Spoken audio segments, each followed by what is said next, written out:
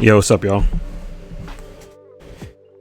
You could probably hear my computer spinning like a motherfucker. I should restart this computer, to be honest. My secondary computer. Yeah, whoa. Crap, my output is mad high. Let's put down just a little bit. Okay, MX just lurking. Nothing much, gaming, talking about Bleach. Yo, I have not read the most recent Bleach chapter. I want to read it so bad, but I hate reading it on I hate reading it on Viz. I really do. Yeah, it's really whack to be honest.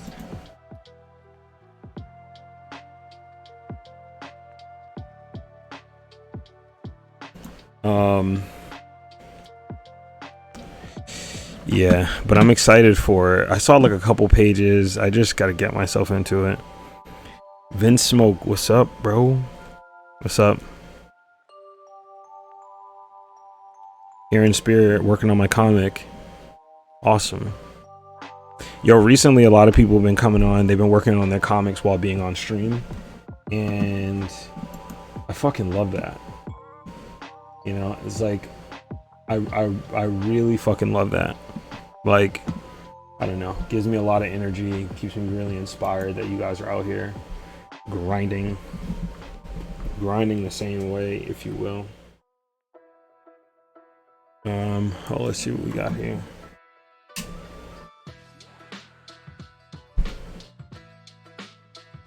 You guys seeing my AC, a lot of my AC actually. Don't need to see that.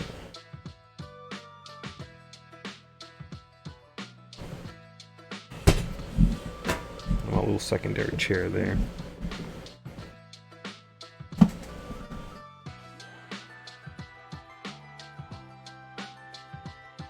So I have found this this Final Fantasy VII playlist. I don't think I'm ever gonna leave this playlist. Yo, for anybody who knows me personally, Final Fantasy VII is like one of my all-time favorite games. So, yo, I don't know. This playlist is fire. It gets me excited while I'm listening to it.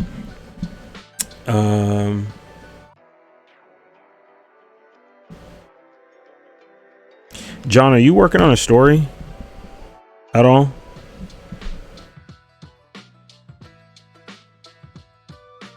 I'm trying to do stuff right now, you guys, to like get my original computer to not be like my other. I'm basically running two computers right now, and the second one is the one that's spinning like crazy. So I want to get the fan down on that one, but also I have like 42 tabs open. So give me a second while I clean that up.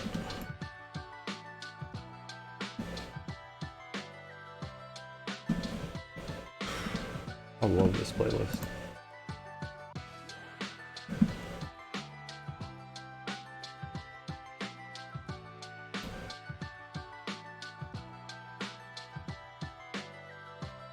Yo, there's a couple of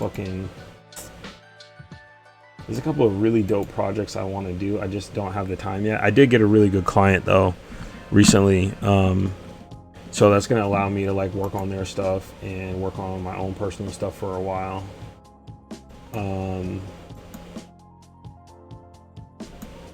Yeah, so I'm kind of excited by that, but I want to do a set of playing cards, man. Like,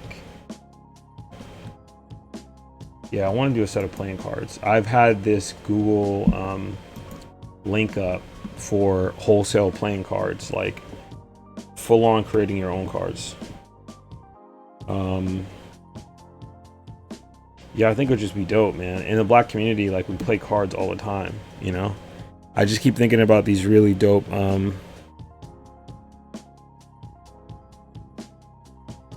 dope. I could have been great. I could have rated it. Yeah, that would have been cool. I was actually watching your stream, so before I hopped on, or while like my stream was starting, I was still watching yours.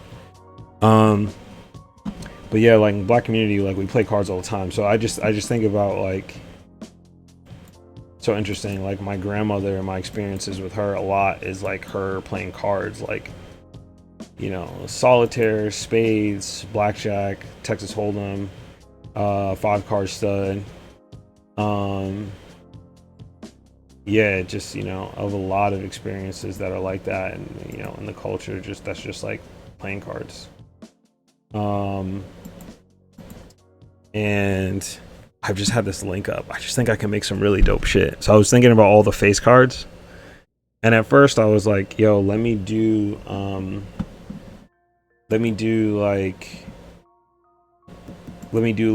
the Kingsleys or some shit, right? Like I'll do, you know, an IP that I already had and just make it into a set of playing cards. And then I was just kind of like, I wanted to be able to do separate stuff or whatever, but what if I did just like an all new custom set of like, you know, top royal cards, and then created a couple of you know, like created some really basic number cards, you know what I mean? Not go too overboard, but add like a bit of a pattern for each of the colors. I think it would be kind of dope.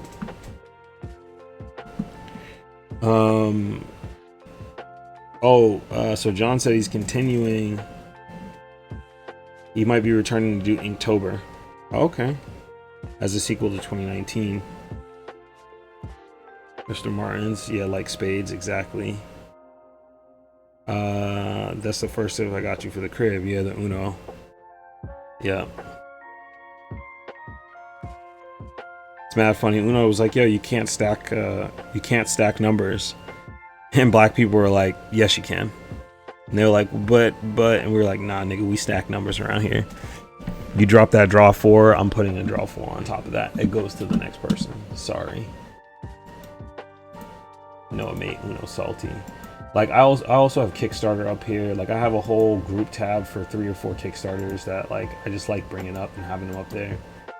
I definitely, I'm not gonna say I pour too much money into Kickstarter, but I definitely get enough projects out of there. I'm actually gonna close that. I've had a tab open of my rad class since I finished it. I'll keep that up there. Yeah. Oh, Devon, what's up, man? Thanks for hopping in. You know, today I'm not sure what we're gonna do. Like, I did a lot of client work, so I got a lot of deliveries that were made, and I got another big project that I don't have to start until really later next week. So I guess I'm gonna work on some personal stuff, but I'm just wondering, like, should I work on some personal shit, or do you guys want to see me do some educational shit? You know, like, do you want to study? Because like we could study some shit together. You know, I always tell you guys, practice all this shit. I'm always like, yo, practice the things you don't want to practice, because it's super important, you know. And you can find some fun in it, you know. I all the time, like there's always like,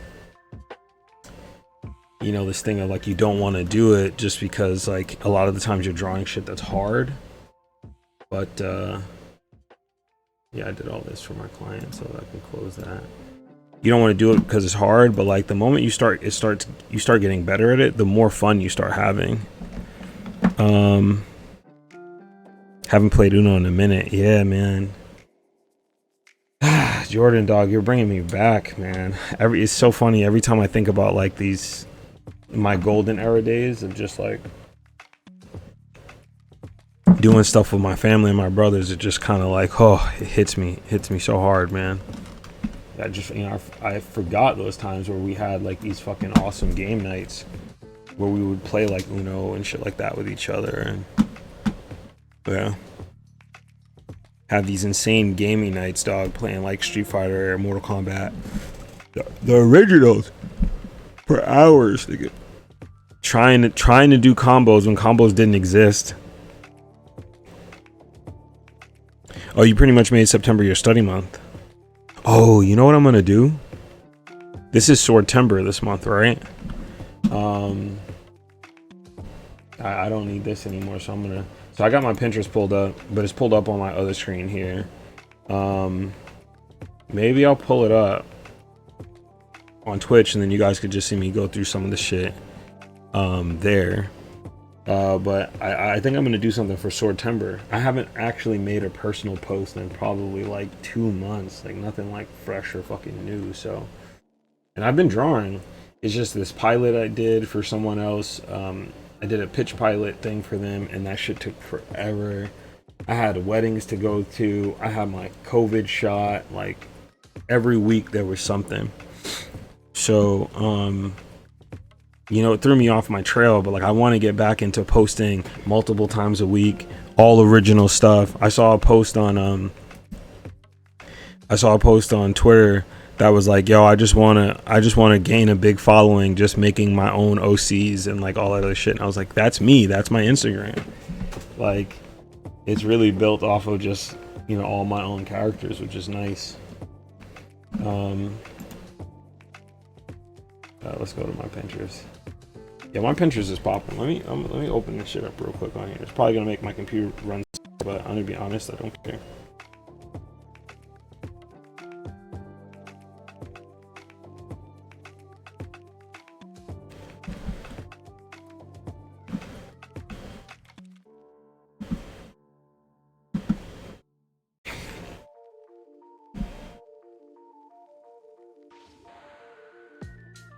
I got my bookshelf in the background. I want to do more with that. That little, I got a little piece of paper poking out the top. That's actually a map for Legend of Zelda: Link to the Past.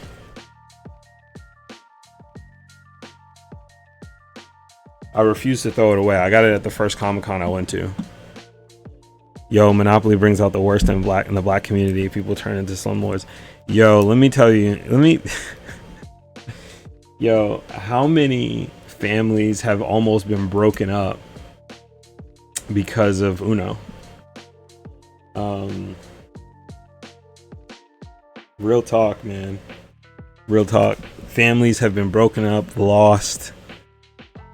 Brothers fight, haven't spoken in years. You know, the first fight is what pieces you gonna get, right? You know what I'm saying? Everybody's fighting over pieces at first. Then you already know it's gonna get brutal. But at the same time too, I don't think I've ever finished a game of Monopoly.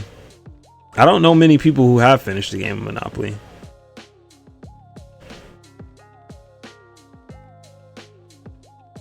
John said Uno making people wanna making people wanna do what Itachi did. Yeah. Me and Mike landlords too in real life. Oh, you landed on Park Place? Oh yeah, for sure.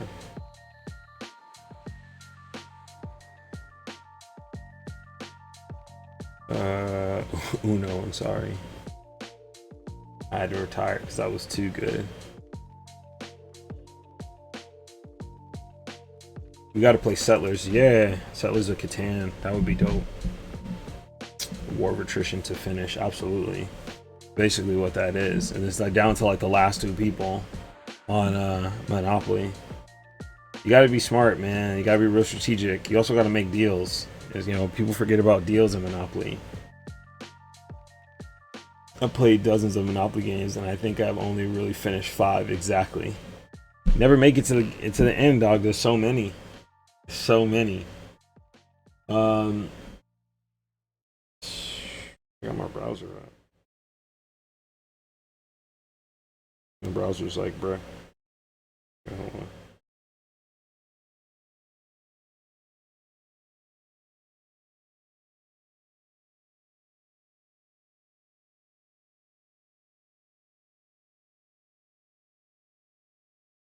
Yeah. It's my Pinterest right here. Honestly, yo, my 2 favorite pen boards are Chase and Copeland. And these are pen boards for Chris Copeland and Chase Connolly. They're like by far some of my 2 favorite artists, storyboarders, and directors. Their understanding, dog, of just like visual storytelling is fantastic. My next favorite thing is probably the external backgrounds in the internal backgrounds, internal rooms. And my life tab, over 300 pens, but I go back to a lot of the same ones and I redo. I got manga pages there for inspiration. LaShawn Thomas is up there, but he don't really post like that, you know, niggas in the industry. He's busy, so I don't even know how much he's actually drawing. But like the higher you get up, you know, like the more you're kind of moved away from it. You know what I mean? I just wanted to show you guys my Pinterest. Like, I use this shit like severely, you know. And the great thing about Pinterest, right? And I'm just gonna go back through like my Pinterest or whatever. Um, the great thing about like Pinterest, and which has like helped me like crazy, is this is a big portion of like study and, you know, really learning a bunch of shit. And like, you know, right now I'm looking at Pinterest, but like on my busy days, like right now I'm sitting down and I'm looking at Pinterest, but on my busy days when I'm out and about or I'm running errands and shit like that, I just pull up Pinterest on my phone and I look for inspiration and I pin a bunch of shit that I feel like is going to be really helpful. You know what I mean? So I don't waste my time when I'm home and I'm sitting down and I should just be like drawing and getting mileage. I don't waste my time looking for inspiration for stuff. You know, I've already saved it in one place and I can go back and re-reference it. So, you know, it's huge, man. It's huge having having a having a Pinterest and actively using it, because it's a fucking game changer. Devon goes, I had a talk with my mentor a while ago and he's pretty much confirmed it to me that as you get higher up in the industry, it's more about delegating. Yeah, absolutely. That's what anything, like, I'm an art director right now at a digital ad tech agency and I direct like design. And before I used to say, oh, I was in the trenches, right? Like I used to really be in the trenches. And a lot of the times I was kind of like a frontline general, if you will, because like I had to. I didn't have enough people on my team. I was doing a lot of advising in a lot of other capacities. And you know, now that my team has become a little bit more organized, we actually have like real leadership. We have like real leadership. It's like now it's like, yo, I can pull away and I'm actually delegating. So like I'll get on a call with HP or Microsoft or Adobe and we just talk through creative strategy for what they want to do. And then part of my job is I will create a style guide, like a legit creative strategy, sketch stuff out, go back and forth with the clients. And then the moment I do that, I hand off an entire style guide and I'm like, yo, you guys need to follow this. And then I look at every asset that comes out of the campaign and I make sure that it's on brand. I make sure that it's of high quality, right? And I make sure the style fits and is consistent across all different mediums. And so, you know, back when I didn't have the right amount of people, or, you know, I was delegating without like more centralized leadership, I would probably be designing, you know, one of the immersive pages or one of the immersive pages or one of the you know, benchmark tools or some shit like that. And now I'm fully delegating and less designing. You know, I design an overall pitch and look for things, and then I'll go back and get, you know, redone and put together. And then I do a lot of like, you also, I'm sure your homie and your mentor probably does a lot more client facing, if you will, like executive talk.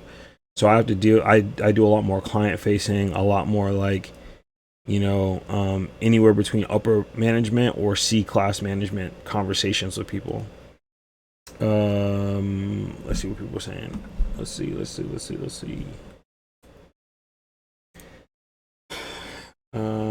Yeah, this dude's a director at Sony Animation. Dope. That's in any field, Ron Brooks. You get more and more busy. John just pulled up on Pinterest up on my iPad. I really like and need to use this site more often. Yeah, it's fantastic. You know, I'm about to go here. I'm just showing you guys my Pinterest so you guys kind of get a feel. But I have over 1,000 pins for inspiration, 5,000 pins in total. I think my next top pin is probably life drawing. Now, I don't think I can pull up my life stuff because I think there are like semi-nude people or whatever, and I don't think I don't think Twitch is gonna like take kindly to that. But you know, a lot of things that I like to study, and a lot of the stuff on here is shit that I'm not really good at. You know, like faces. I'm not very good at drawing faces, mouths and expressions. You know, perspectives. This really helped me, right? Finding anytime I'm on, and I also have this tool up here, right? This little like Pinterest like little tab at the top. You probably see it highlighting. When I'm on any site, if there's an image on that site, it lets me click it and pin it. So if I'm on like Twitter and I'm using it on desktop and I see an image that's dope, or you know one of these guys is putting like a storyboard image tutorial, I can just click on it and literally just have it boop sent right to me, or you know saved. And I can work on all these different perspectives.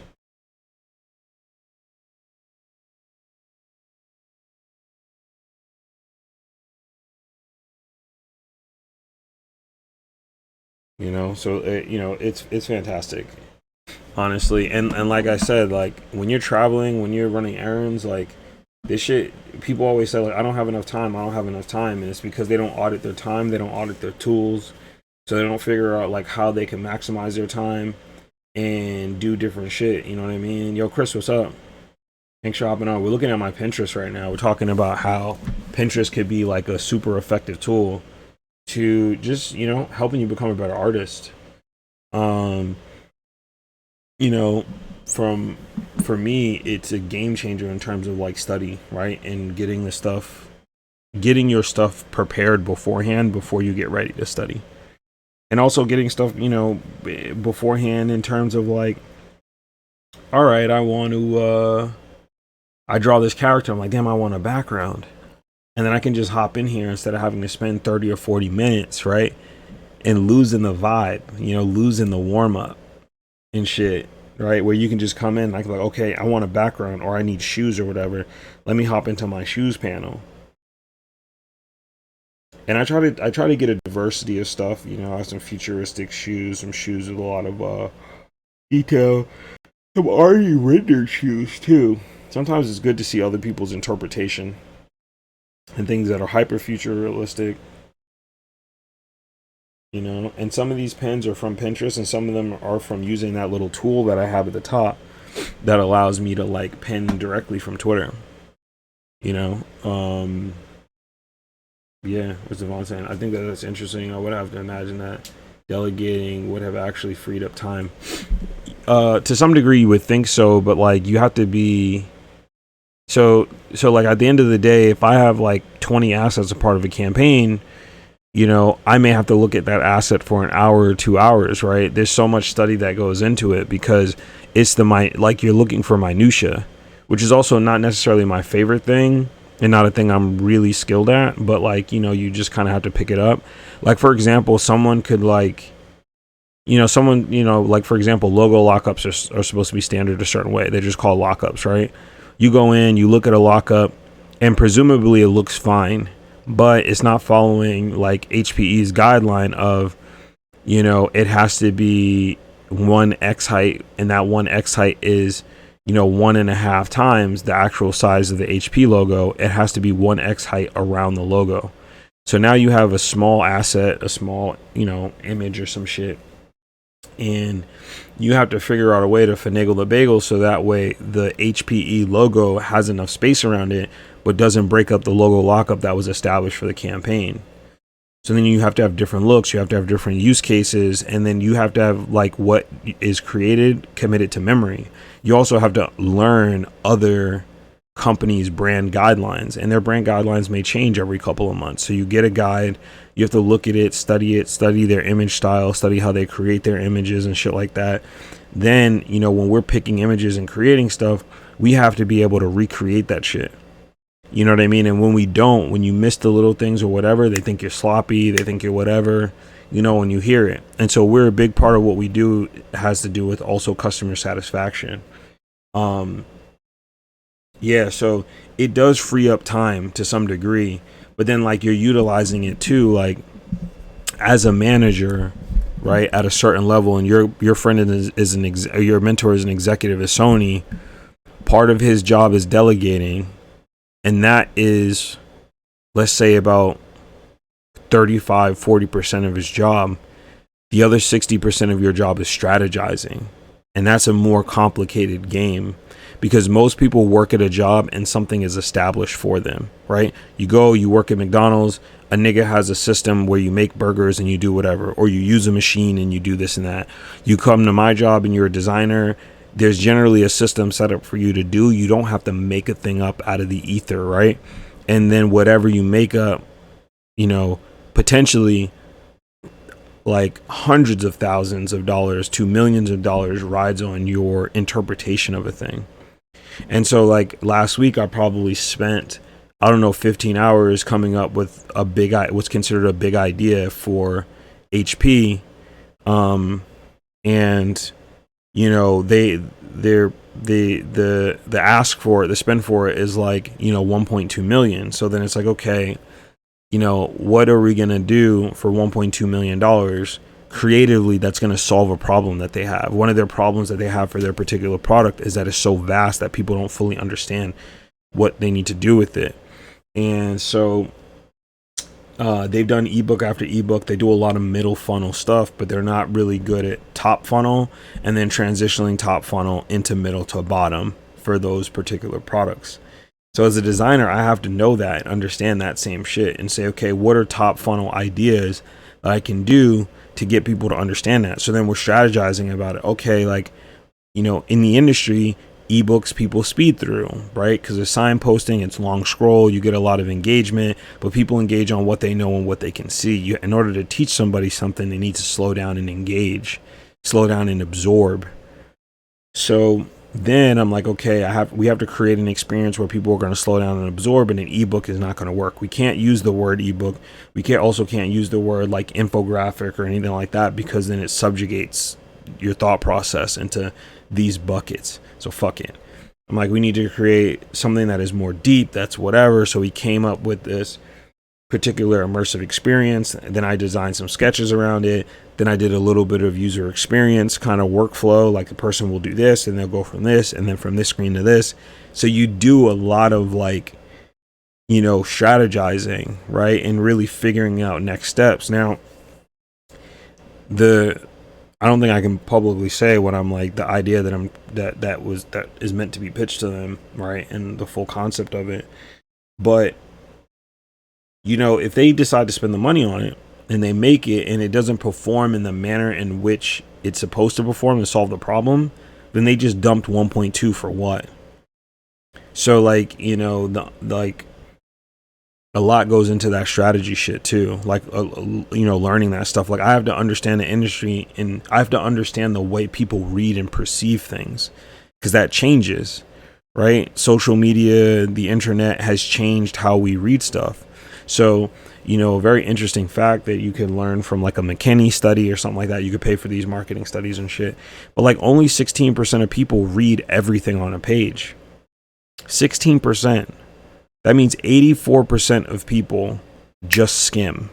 So then your design style has to change so where you actually have to have what's considered H1s, H2s, different header styles that filter in, that stop people throughout their reading experience, called signposting. So now when someone's scrolling, they see something really big, it's high contrast, it stands out, people will read that, get the gist, and keep moving.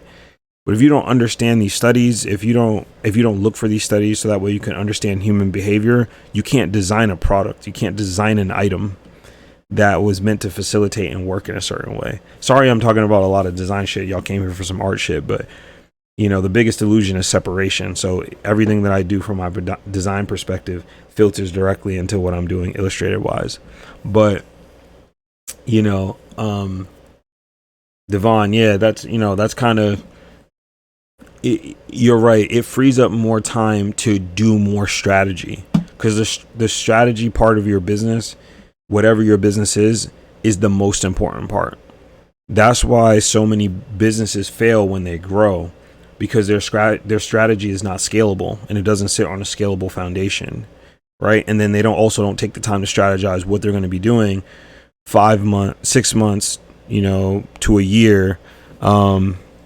Nye, what's up? I'm just gonna say NA because I don't know if that's I don't know if that's meant to be a Nye, right? Um, but NA, what's up? Yeah, so you know,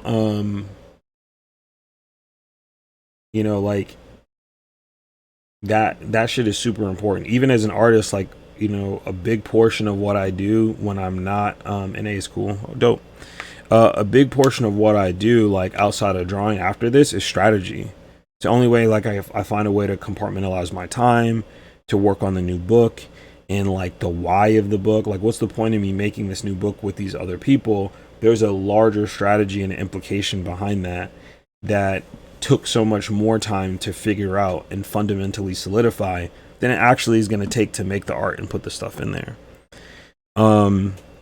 So it's also fun for me. Like, I love, like, I almost put this on Twitter, but I was gonna put up like almost like a classified, like, yo, if you want a consigliere, it's $100 an hour, and if you want a wartime consigliere, it's $150 an hour.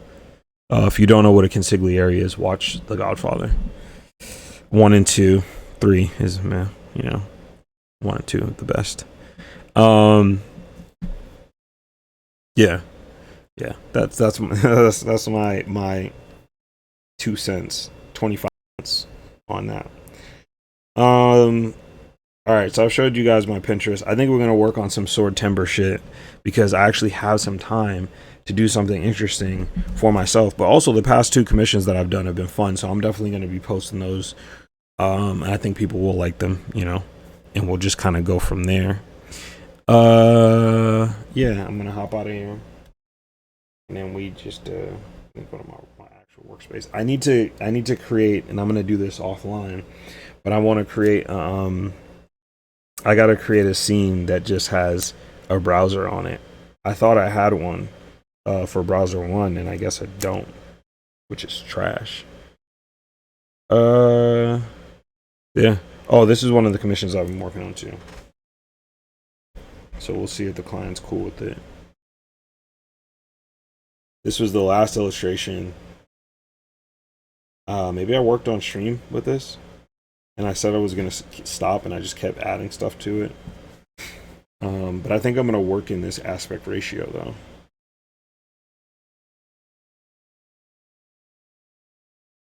Oh, this was the HP thing.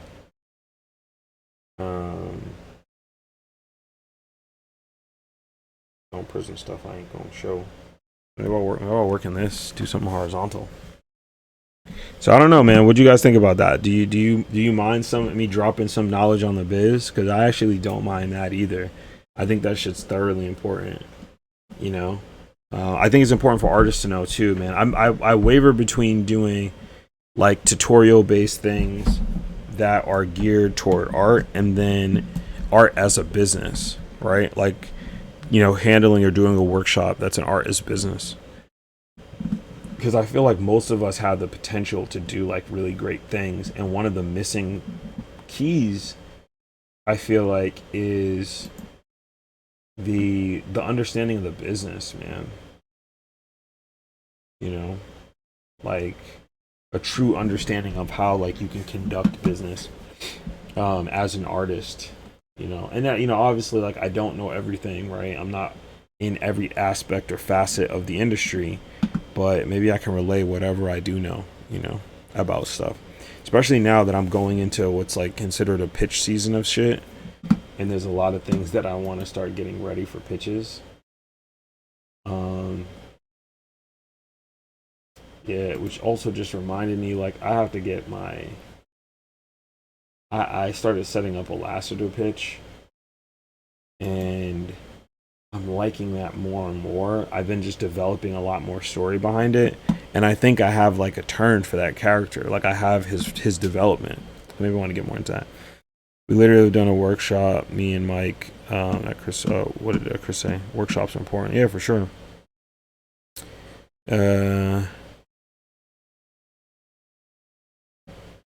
We literally done a workshop, entrepreneurs. Yeah. I would keep that wording under wraps, Mr. Martin. Um,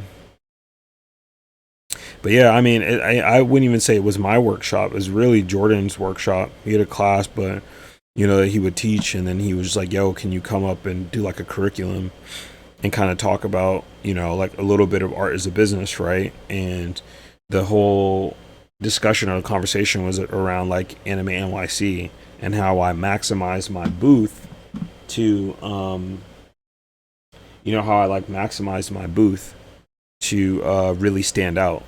And a big part of that was like research. And so the whole crux of the workshop was like research. And a lot of people don't do enough of that. They feel like they should just be able to come up with shit out of their mind, and that's like really not dangerous, but like nobody does that. Like even the greatest philosophers that like Plato, Socrates, and shit like that, they spent time studying in Egypt, like under other people, and a lot of their philosophies are and foundations from other places. And so like you want to keep that in mind. And a lot of artists, because there's this whole stigma of like copying, a lot of artists don't like do research or try to learn from other people. And like I said, I probably first Anime NYC, out of 250 people I think that were in the artist alley, I probably looked at least 85 to 100 other people. Like I went to their website or their social media. I tried to see like if they had done something before. Did they were they at another con? Like what kind of stuff were they doing? And then who's directly next to me? Like who the fuck is next to me, right? What are they selling? And I already knew that I was going to be at a disadvantage because I was not going to bring any fan art. I'm not a fan art person, you know what I'm saying? So I was doing I was like, all right, well, what are they going to look like? What are they going to be selling? And I completely wanted to do something that differentiated myself. So when people walk by, they'd be like, wow, that's very different, Chris, you're right, Jordan. I'm building something to integrate to art workshops into my infrastructure. That's dope, man. Yeah, I've been active since 2018 in this space. I'm happy to hear it. George Martin's, I will. So these communities are for, man, connecting. Connecting, man. I got these weapons opened up. Yo.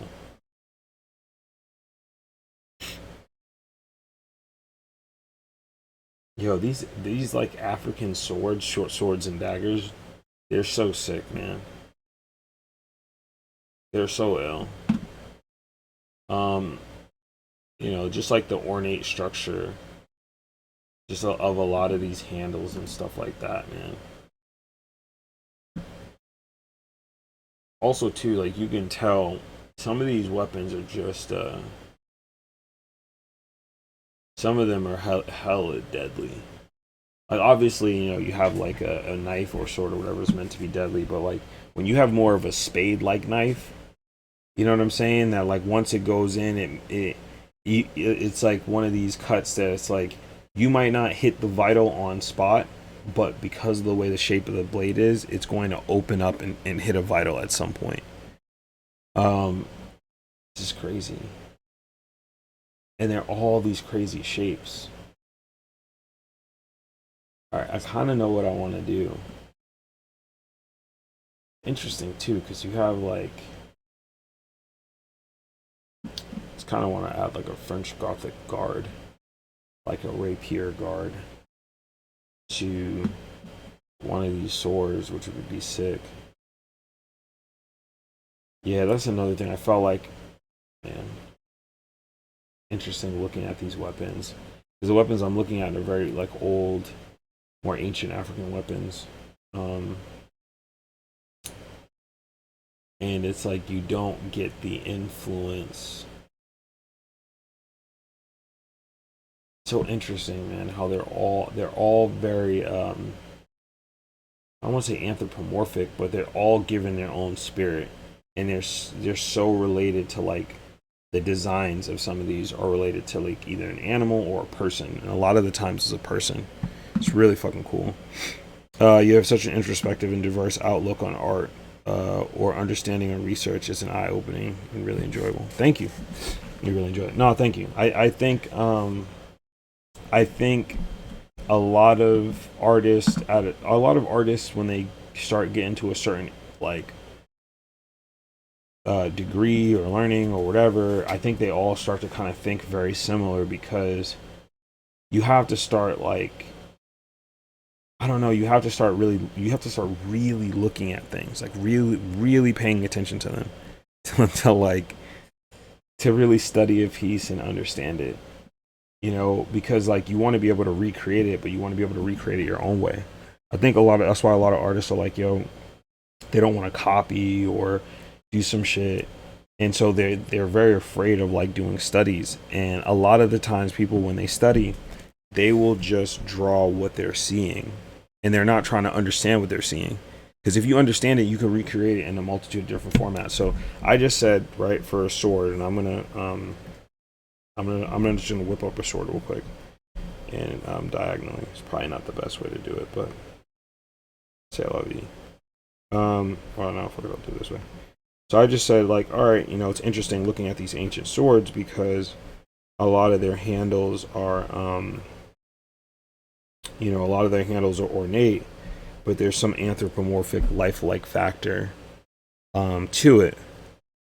So, okay, I want to make like an African sword.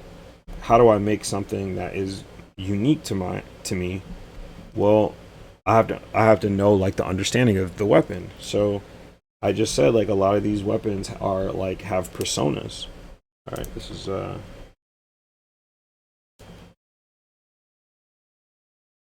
lot of these weapons have personas, whether it's an animal or a person. So I'm like, okay, well, I'm seeing somebody do like a person or something that seems like a person, but maybe like I switch it, and instead of doing a person, I do like a head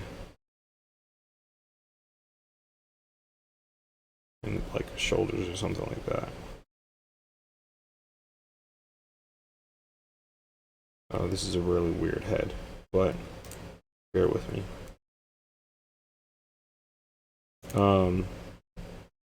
Or maybe this will be my animal one, right? And this person like has a lot of horses or some shit. So this is like a horse mane, and this is like a horse thing.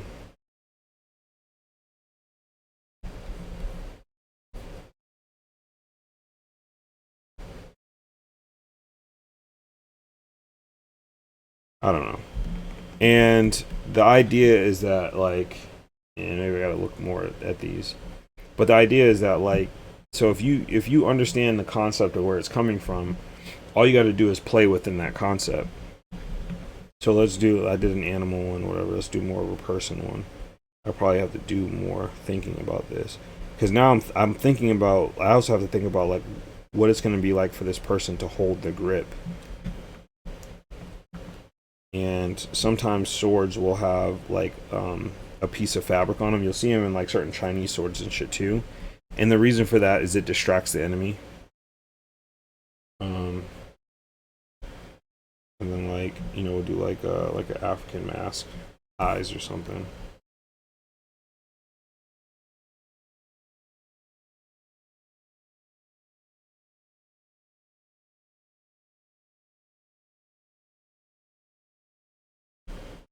And then yeah, and then the hands will be like here. And maybe this was like a warrior or some shit.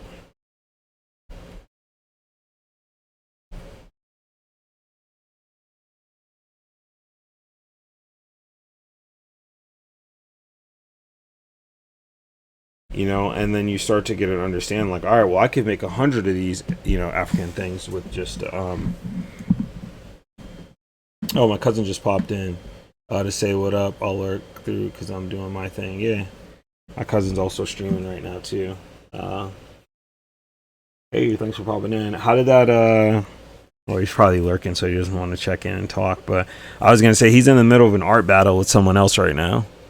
So I was gonna ask him how that art battle is going because I didn't get a chance to see the finished artwork. Um, but yeah, so this is what I mean. Like when you understand the principle of some shit, then you can say, okay, I talked about the spade-like weapon, so maybe this, this anthropomorphic character, and then the spade-like weapon that they make, swords like this. Now, I'm not looking at an example, but just like fucking with this feels like an African bladed weapon. This one, maybe not as much. Maybe I need to pick like more of an animal that is like known or, that really like works. Um, there's also dragons in that culture too. So, I don't know, maybe there's something you build that's like more snake like, more dragon like type of animal.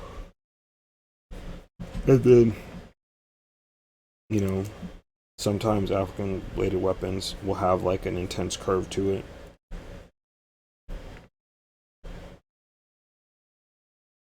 Alright, hold on. Some shit like this. So without having to, I left my window open so now these gnats that are coming. Without having to like actually look at, or and copy an African sword, an African bladed weapon.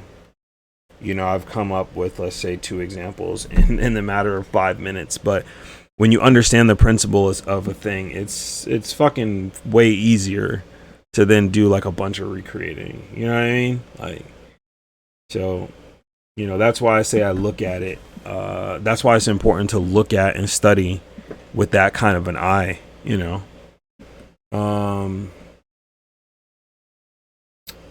Yeah. Chris said, wow, this is amazing. Alert guy. This one, yeah, you should check. Should check a book. Stream like it. You steal like an artist, yeah. I'm not an artist, but it will come in handy for me. Oh, it's good. It's more of a principle, right? It's more about the principles of certain things. Steal like an artist is, to be honest, is a must read. Tackles the idea. It's only $5. Typically gives a gift as an artist. You like show your work. I wish I had a book in high school. Yeah. Oh, he has both on his desk. Mike, can we drop links? What are you dropping links to? The Steal Like an Artist book? Sure. I don't think my Nightbot is set up to catch links.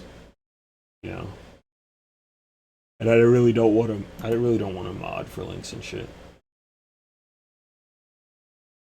Also, to like understanding patterns or whatever. So I'm not gonna do sword timber. I'm probably gonna do an actual character holding the sword. So, but that's just me, working on some shit in terms of like really thinking about a process.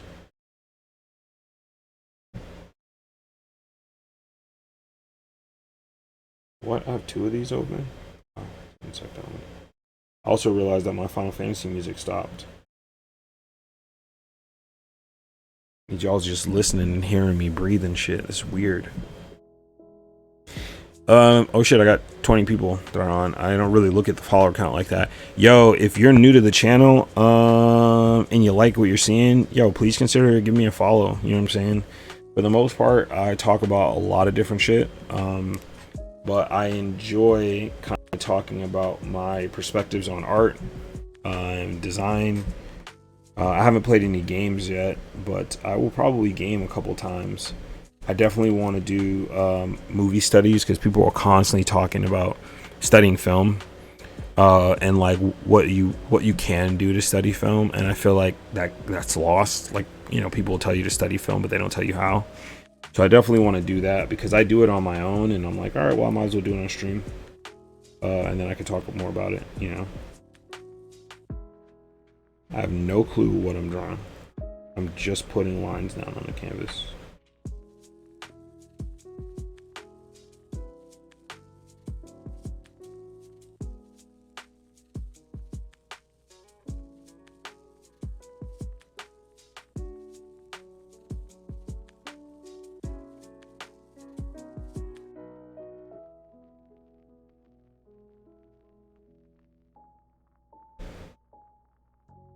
Gotta run the Ghost of Tsushima.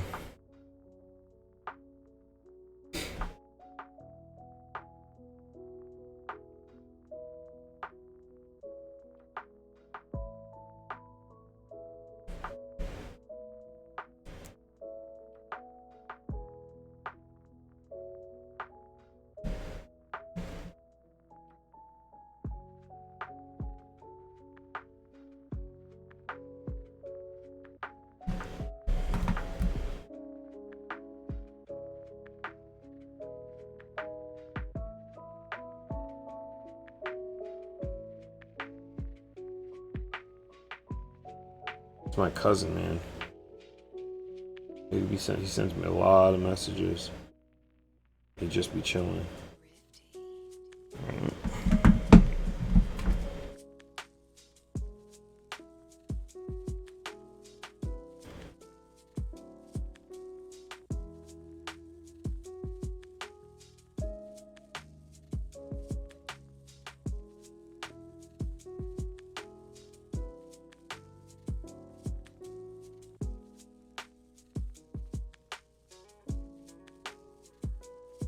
I want a more like hyped version of this Final Fantasy thing.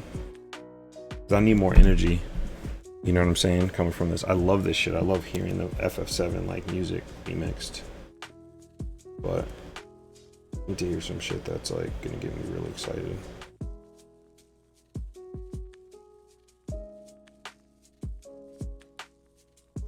There's a specific sword I saw earlier. And I can't fucking find it now. I should have pinned it.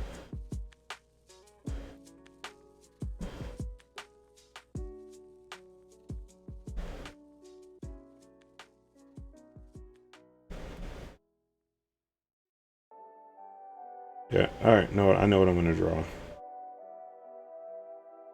think I might change this from being a dude to a woman.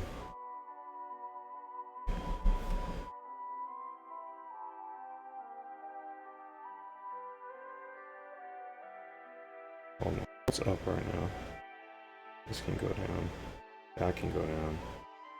This can go up. There we go.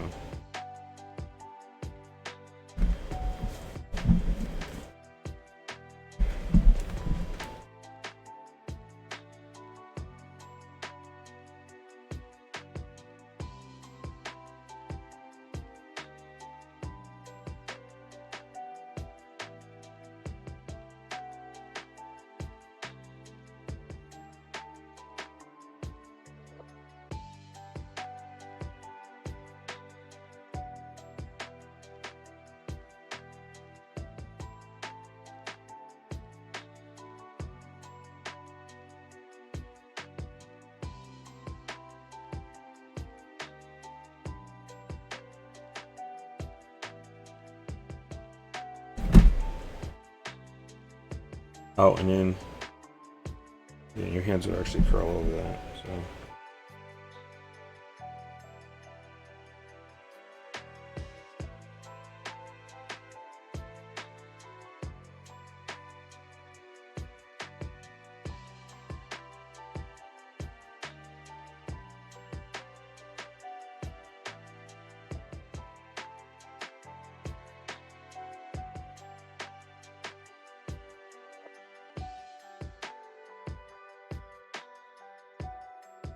This is way too long. I gotta calculate where this arm is.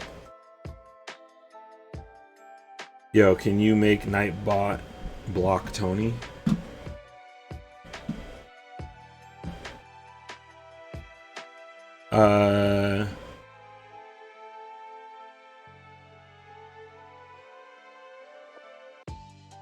Oh, you want me to block this dude MS JCR?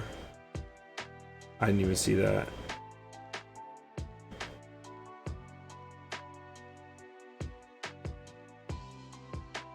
Oh, how did that link make it through? No, dude, I don't have Nightblock on. I don't have Nightbot on for blocking links, because then I would have to go in and turn it off or figure out some macro. Yeah, I don't have it on links.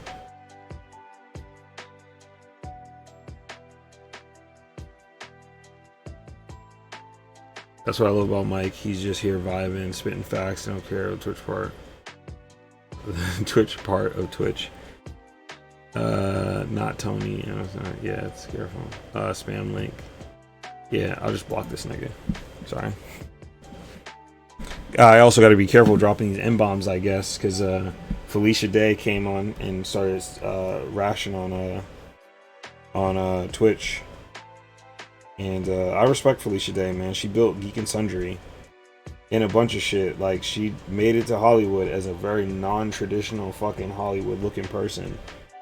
And fucking works crazy hard, does a lot of shit. She came on kind of riffing about Twitch, you know, some shit that was you know, Twitch behavior, which to some degree she was kind of right. She was right about. Other parts of it are just like, it's weird, just weird internet culture that you can't really kind of get past. But she was like, yeah, I went on the homepage, I was looking around, saw a bunch of women getting yelled at and a bunch of people dropping N-bombs. I'm like, well, which people?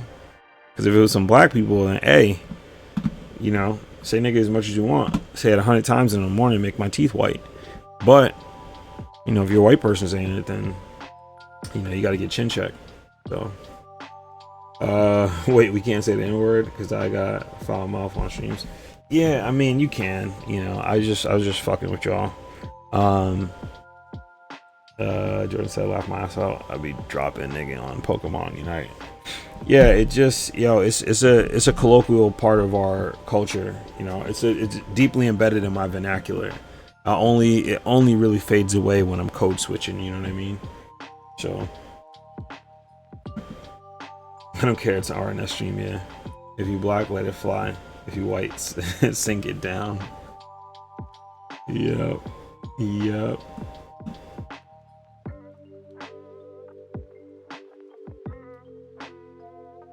said couldn't drop link but spam can. Yeah, you should be able to put a link in here, bro. I don't know why it's not working. Other people have put links in here. So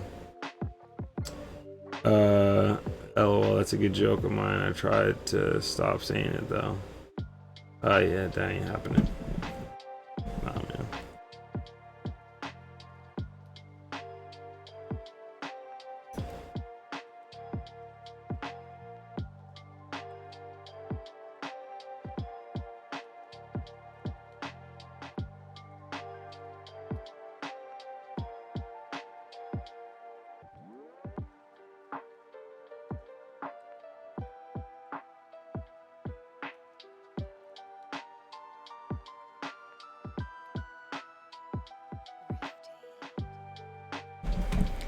Yeah. So for September, I'm gonna make this shit and call it the Giants Bane.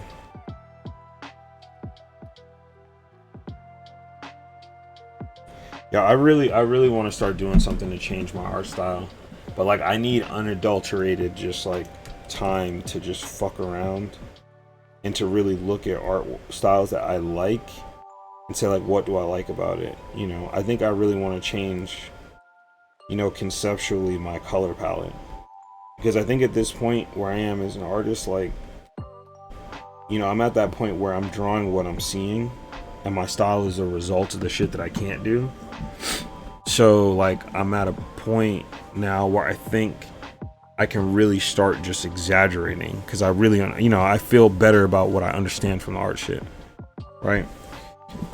So, you know, that's where I'm at. I wanna kind of start to change my art style a lot.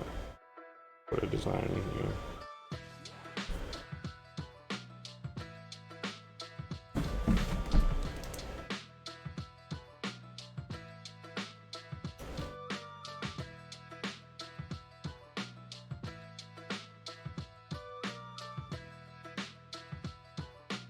This is a continuity thing.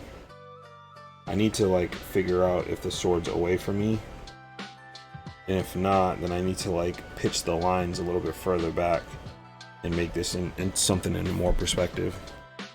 Actually give like an inside to this blade, even though it's thin, just like an indication that like that shit is going back into space.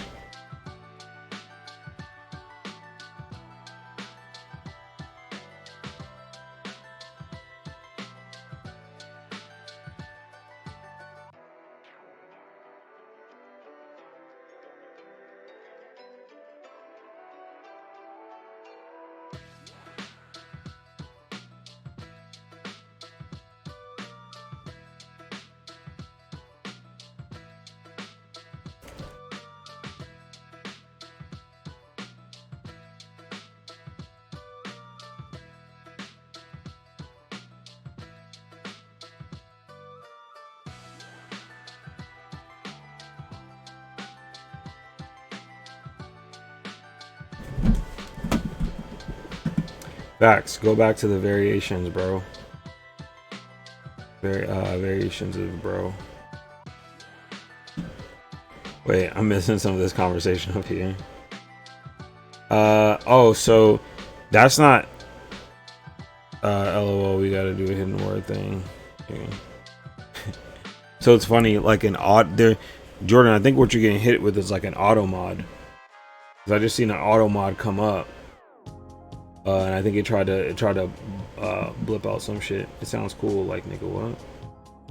Go back to the variations of bro. There's a hidden word thing where you can't say a word for a certain amount of time. More or less in the same boat style wise, for real. Mike Tony used / permitted term. Used. Yeah, it's an Autobot. Yeah, auto mod popped up. I've been looking for. Yeah, maybe I turned it off because people were actually coming on my stream and they were dropping shit, but it's not even showing it on here, so I'll have to go in offline and turn that off, you know what I'm saying? And allow people to actually check my stream out.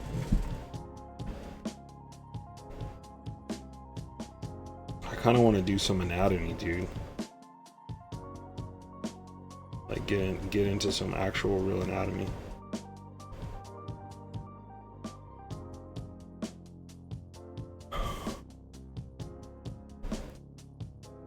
I kind of want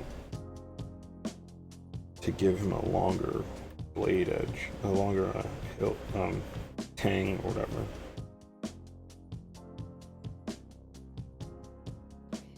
It's more realistic that this shit would need a lot of weight for you to swing it. You know what I'm saying?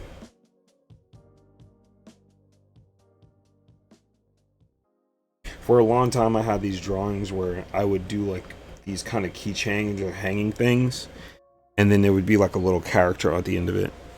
I thought that was cool for a while. Baby Boy on BET always had a crazy word subs. Yeah, they did. Yo, they did Ninja and Leprechaun, Back to the Hood. Oh my god. Nightbot of Decepticon, yeah. I throw up some highlights. Oh, this episode of music is taking me back to the VR battles. Game projects. Yeah.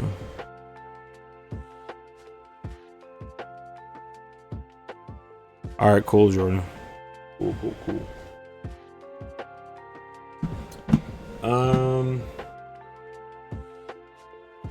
Yeah, what was I saying? I'm saying some shit. About like a tang. Whatever.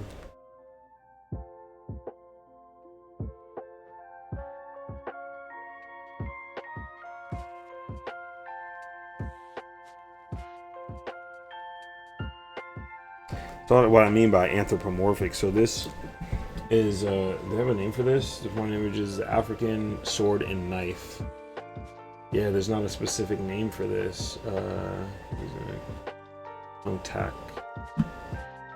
Yeah. But this is what I mean by it being like anthropomorphic. Like, you know, technically this could be like a head and hands raised, right? They have a couple of them that actually have these kind of hook loops. You know, it's not like, this is not too special, but a lot of the blades are like that. Wow, I love this. I fucking love this. I'm gonna save this. This is great. Wow. Also love this tomahawk. It's not a tomahawk month, but that's fire. I love that.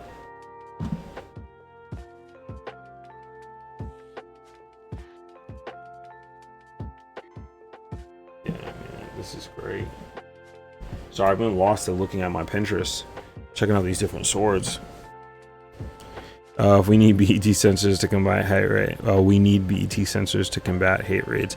Yeah, I actually got a hate follower. One of the HOS follows 00312.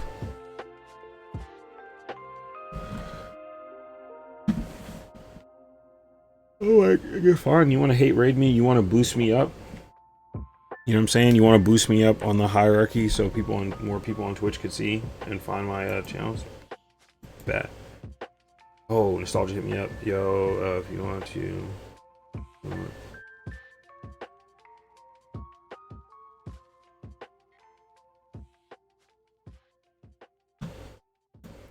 Yeah, nostalgia. Yo, let's talk about it offline, man. If you're still on, for sure. Sorry, I just saw this. I don't even know when you sent it.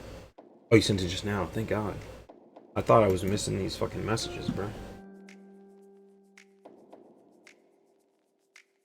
All right, I'm gonna get into some detail with this character, dog. I don't, Haas in particular, yeah, a hate follower, yeah. So there's this weird shit. People come on and they put bots on, and I guess they hate raid you, and they say a bunch of racist shit. It might be fun, you know. Like I'm not a big streamer, so it's like probably not getting a bunch of these. Probably not gonna get spammed like crazy. But it might be interesting to see what these niggas have to say. Apparently, there's a person that watches these too, so they'll say something specifically to the feed, which I don't see how they don't get how crazy it is that like if you send niggas to the stream, it's gonna help boost my stream to some degree. Oh, they steal your IP, yeah. So they use a VPN. Hate follower, yep. Austin in particular. So I've been thinking in my description, telling people my story, or telling people story instead of saying sports story. I'm gonna say it's an athlete's story. It's never really what you say, bro. It's how you say it. I like that. I think that's smart. You know, it's like an athlete comic, a comic about being an athlete. Because when you say it's a sports comic, you're absolutely right. Like it's about the sport, like I Shield 21, or there's that soccer one. There was a soccer one that was for kids. I can't remember it, but I actually liked it a lot. I can't remember it, but it was really fun. But yeah, or like Haikyuu. Like Haikyuu is a sports manga, but it's not like the part of the athlete's life is woven into it. But it seems like the last time we talked, your story was actually about the athlete, and him making it to the major leagues is like a byproduct of that. So, Devon Facts variation of HOS. I'm here, by the way. I'm just lurking and practicing. Good shit, John. Hey, man. Thanks for just hopping in and saying what's up. I know I realize now, because now that I use Twitch a lot more and I lurk on a lot of streams, I'm like, I like just being there. I don't need people to call me out of not being there. You know what I mean? So like if I'm just there and I'm just fucking kicking it, just let me be there and kick it. So I kind of stopped calling out the people that are lurking. If you're just there and kicking it, I always love and appreciate for you guys to come in and drop any type of gems in here. But if you just like hearing my voice and watching me draw some shit, like that's cool too. That's very cool.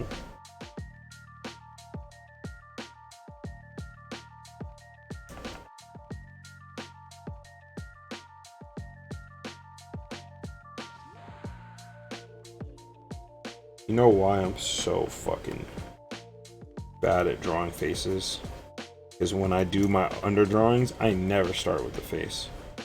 I always start with like the neck or some other part of the body, and I build into it. I also need to like start copying faces that I like.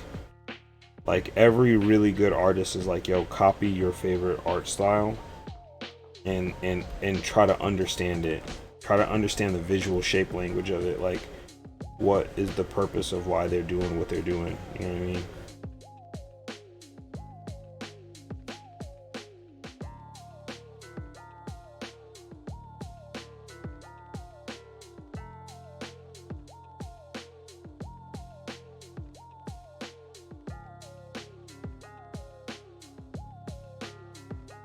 I ain't gonna lie, maybe because I haven't been drawing for myself in a while, but I'm feeling this drawing.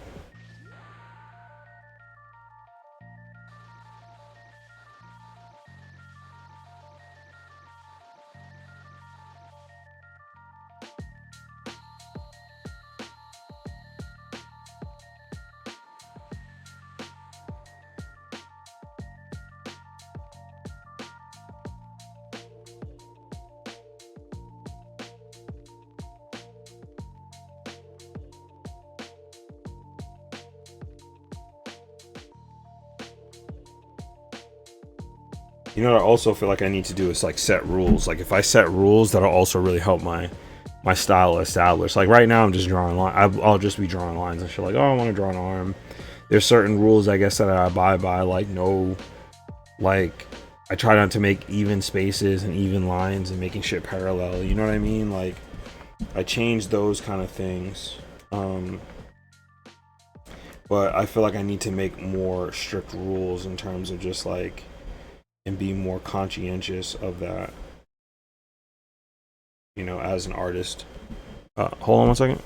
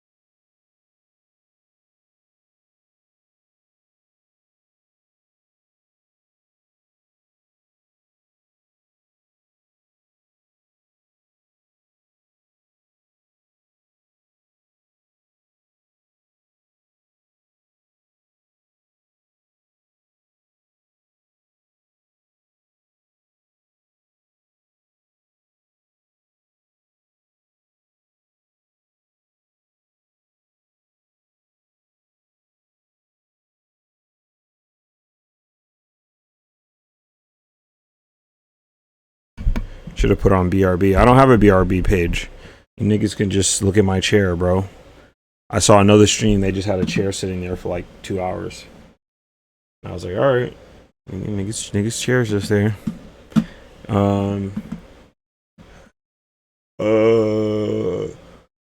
Let's go. Only John with the lurk emote. Thank you. Jordan said run an ad. I could have run an ad. People run ads on here. I mean, look, let me get to 10K people, and then I'll run an ad once in a while on Twitch. You know, and then that way it takes the onus off people actually supporting me. You know, and get some ad revenue. Where we at? Yeah. So don't want to interrupt the combo chat, but we're always here on your streams to handle that stuff. Thanks, nostalgia. Shape language. I found a big separator for a lot of artists. It is, man. Playing with proportions and body shapes can really give people trouble. Like that's a portion of really understanding and knowing what you're drawing. So like if you don't, then what ends up happening is you just kind of just drawing shit from your eye. And like I think I play around with it a little bit, but not as much as I would like. You know, it's funny because I'm like if I don't get to real like proportions, then you know all my characters gonna feel as lifelike. You know what I mean? I'm not sure. Any more book recommendations you can put in the DM or IGN? I bet. You wrote the Black Anime book with Mike's fucking wrote Mike's bad I wrote with him. You cop that. Yeah, a couple people probably copied a great example of storytelling in bios. I laughed my ass and not trippy enough. I'm about to cop right now. Awesome. Oh shit. John, thank you for this the Prime sub, man. Appreciate it. You know, I love those Prime subs because they're free for you guys. Um, you know what I'm saying, and you don't have to pay for the shit, but it supports. So a lot of people have Prime, throwing some Prime subs. That's fucking awesome. You know, because in that way I can just keep just dropping content and making shit. You know, you know what? We just talked about like shapes and all that other stuff, and like I think I might play around with that a little bit. Like here.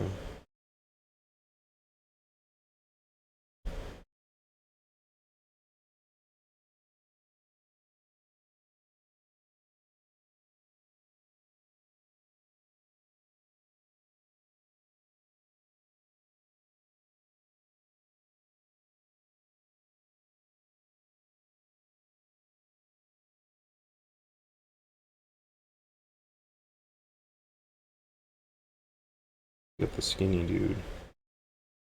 You're holding shit though. How is it? Oh, there's a lot. Well, that's for me though.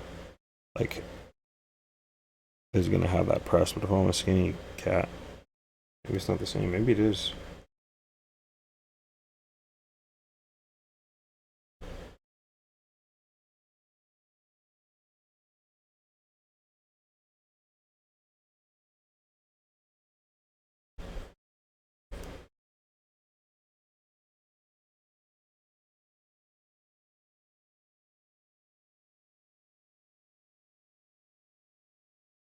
Another thing about drawing on this little ass Cintiq that I have is I don't get enough. There's just not enough fucking. I can't see the full characters, and because of that, like, because I can't see the full characters, I don't get.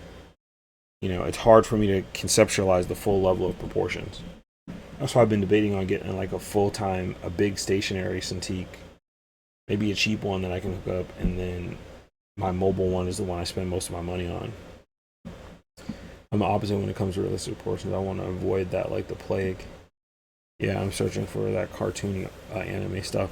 Well, the realistic proportion shit is more just like to know that I'm doing the gesture right, right?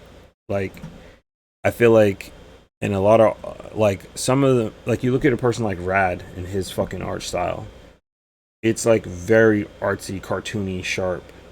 But like if you ask him to draw some like realistic shit, he could draw it like that, right? Like and his realistic shit is like unbelievable. The same thing with Chase Connolly. Like if you ask him to draw some realistic shit, photorealistic stuff, is off the fucking hook. But like he can drop into a cartoony art style. Damn, this is clicking. He can drop into a cartoony art style like that, and it fucking works. And it's because like he understands the human body, understands the anatomy. It's almost like you can't jump. Like you can try to jump from one into the other, and you'll probably get really good and really, you know, fairly far. But you have to like study realistic shit, and then take that and translate it into an interpretation, right, of something that is cartoony. Because even the most cartoony character has an anatomy, and that's what makes your character or whatever the object is you're drawing. And I say object because everything has an anatomy. A car has an anatomy. A door has an anatomy. Whatever that object is, it you know, you got to really understand it first before you can really draw it like appropriately. You know, so yeah, you know, but I feel you on that. I feel like I want to start getting to that point where um not to say I'm avoiding it like the plague as you're doing it, but I just need to break tradition, you know. But I also got to be in the mood. I got to be in like a like good mood to be like, yo, all right, it's time for me to just like fucking just break into something crazy. You know what I mean? Um, I want to. Yeah, give me 1 second. I'm gonna look for a final. I want to look for a Final Fantasy playlist.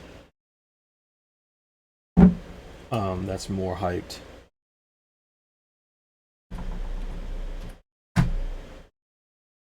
I know.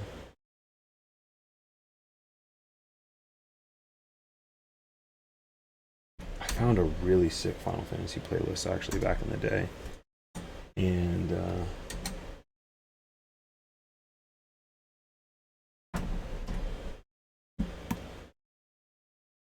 And I never saved it, and I feel like a fucking asshole. I need an hour playlist, bro. Give me something that plays for an hour.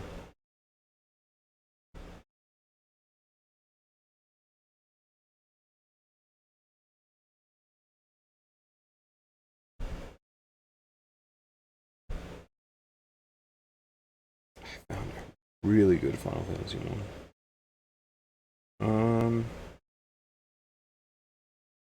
Maybe I'll just jump into this mix that has a list of them. Let me see what goes from there. Oh, I didn't see Joe Star. Thanks for the follow. Follow me a half hour ago. I hope he's still on. Thanks, Joe. I appreciate it. Appreciate that follow. What did D have to say? There's a lot of comments that are coming in.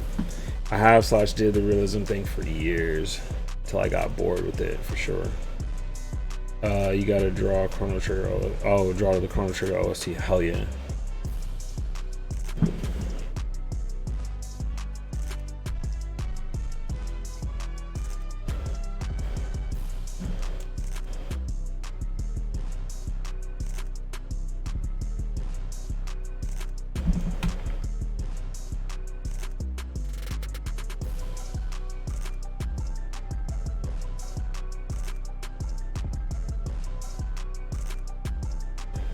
I wanted him to kind of be walking. Seemed like he's walking or something. Oh, we're gonna shrink this shit.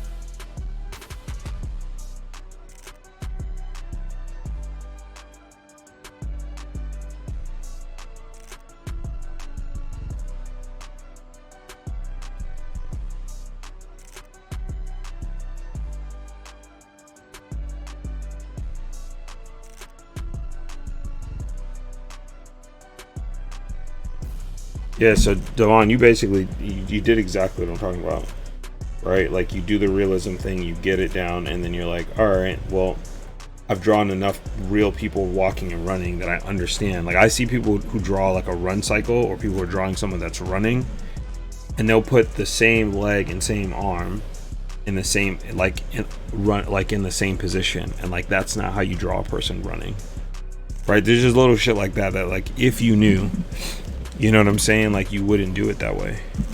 You know, so you gotta like kind of study the official stuff. So how Devon basically did it is the way you want to do it. You know.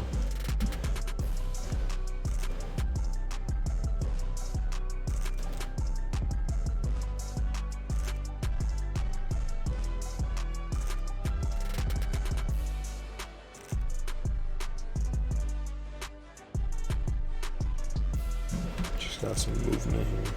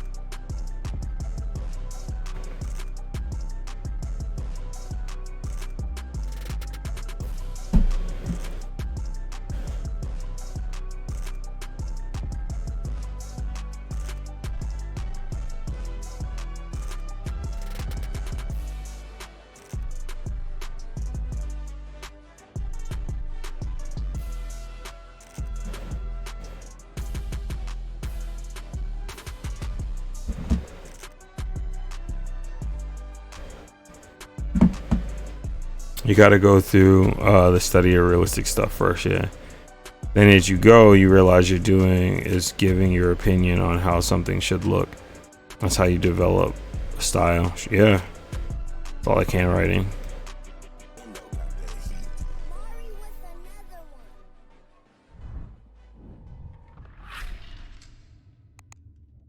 Good question. Do I use perspective rulers setting up on clip a lot?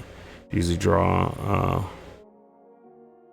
It depends. It depends, like when I need it. Like I'll draw my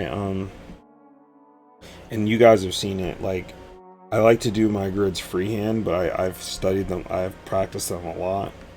I wouldn't suggest doing it like that in the beginning. I would suggest using the ruler guide and getting an understanding. And then when you get a feel for it, you know, then you'll get like a better understanding. So also it's good to just get your hand used to like drawing these lines.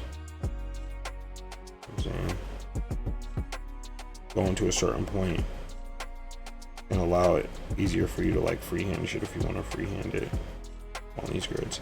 But a lot of times when I do this, and then if I do take like an actual grid thing and put it on there, it works pretty well. So let's say I do this and I want to like go from here. I'll spread some shit out. It's a bit further. I'm gonna tilt this.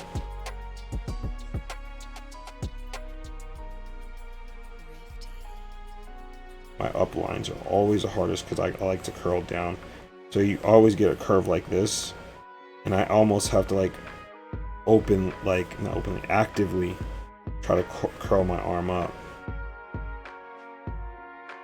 Get that stroke down.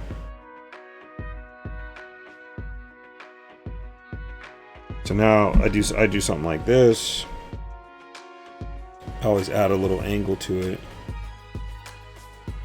This wouldn't work in this because it doesn't follow any of the angles, but you do this.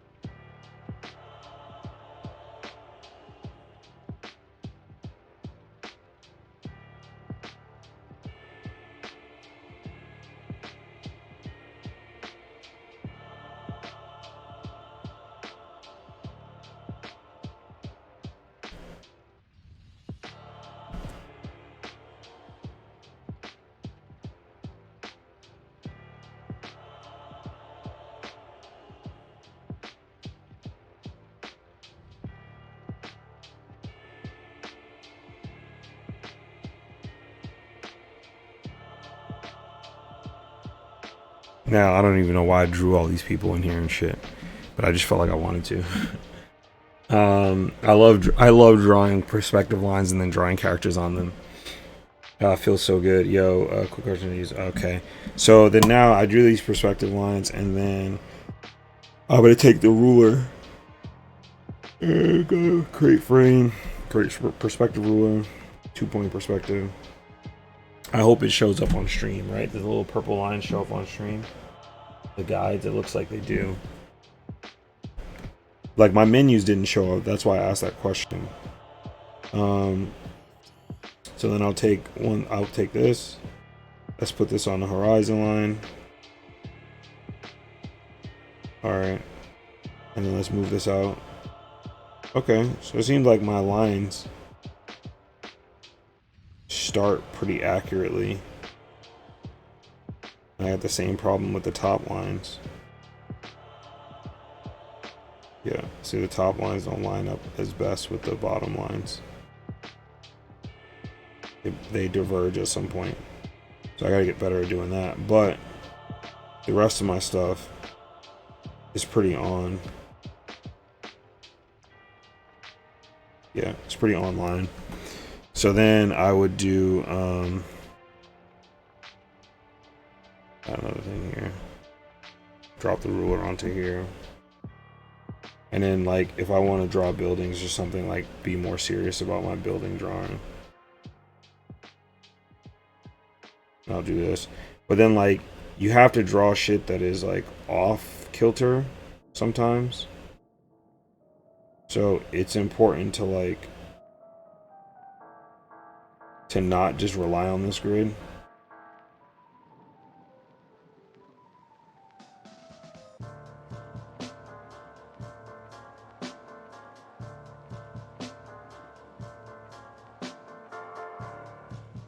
The bottom of this needs to be changed a little bit. Really fit what's going on here.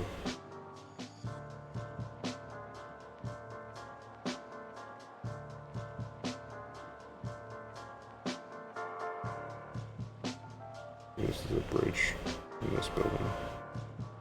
That's from some shit. I don't know. But yeah, like if I'm trying to be a little bit more accurate with some shit, then I'll use this.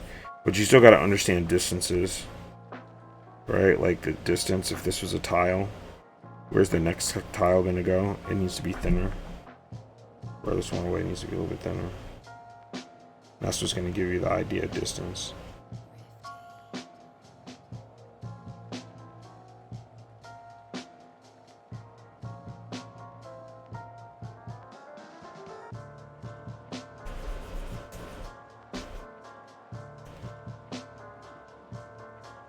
Say this is like a standing repeat wall behind him.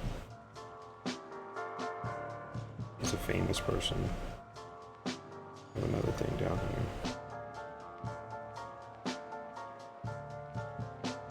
The people to go into.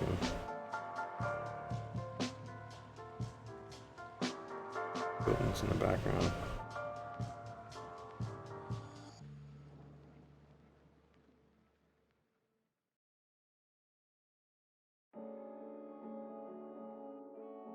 Shit immediately across the street. Maybe it's a car. So I'll block out stuff after I've done my lines. My lines are pretty clean. And I would even do some of this without even doing the main lines. Just getting certain things ready.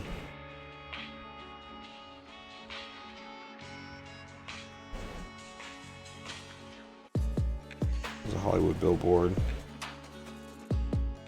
Another billboard. Shit here in the background. Shit in the way distance in the background. Yeah, then you use atmospheric distortion to lighten some of this shit here.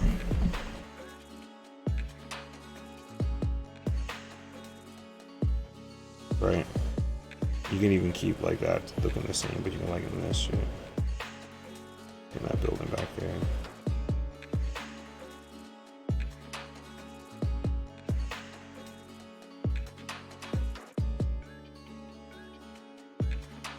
And keep that. I don't know. I don't know.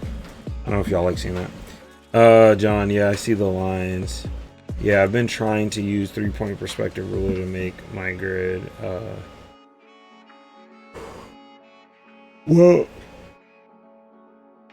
yeah, that's hard, John. I think the thing that people get confused about is like my second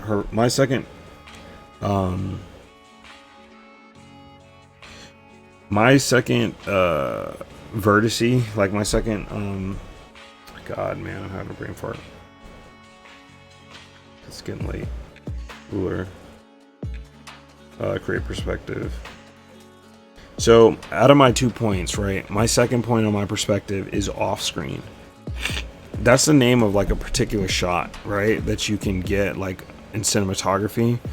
I have to look it up again, but there's like a moment where you do like a close-up enough that both of your vertices are off screen.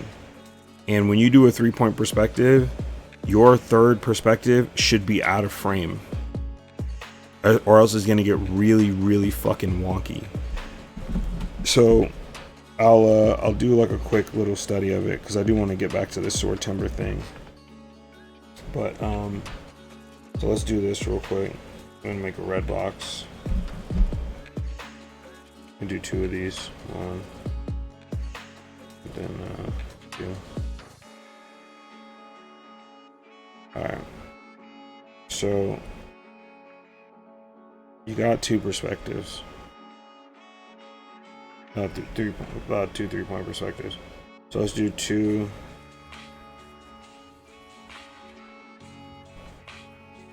And then 3.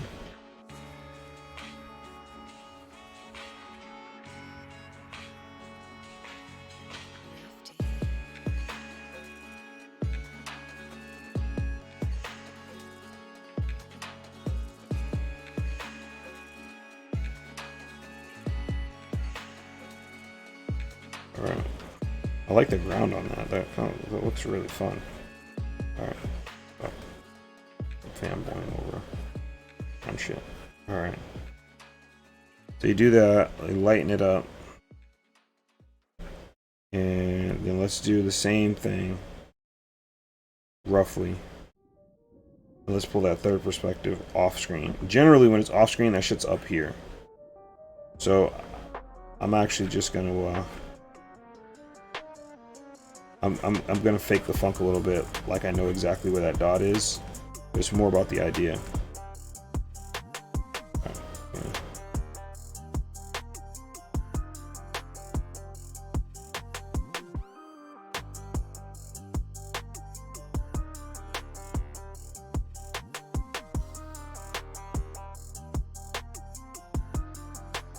Alright, so now we got this space created.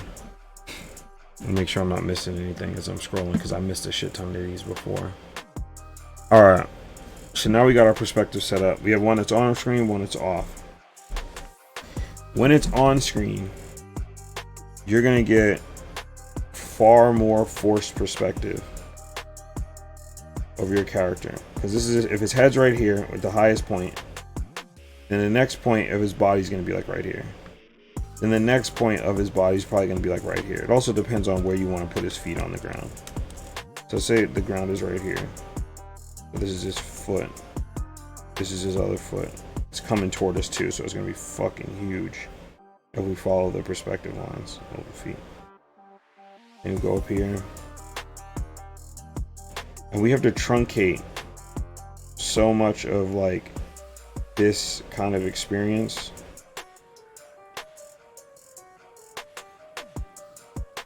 So if you want a very extreme perspective, then yeah, you can do this.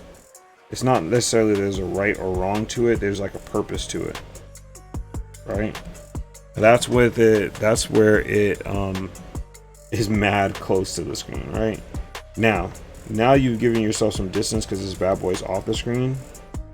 You can really play around, like the perspective doesn't have to be as like forced. Right? The ground is still here. I gotta do my C's real quick because he's a little off balance. I'm also really rushing, so.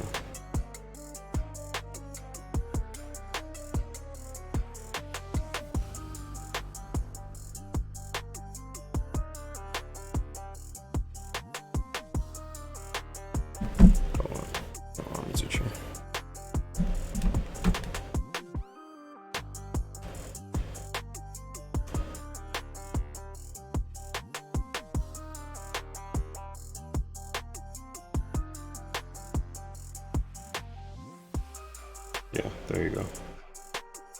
This then this go forward. This goes like this. This goes like this.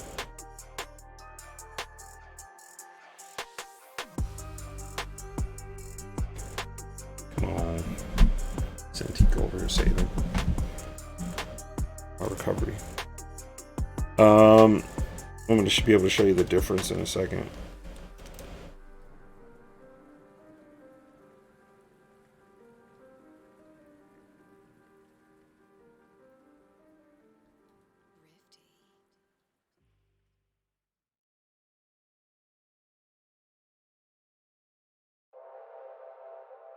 I'm rushing. I really should be more delicate with this, because this would actually come more toward us.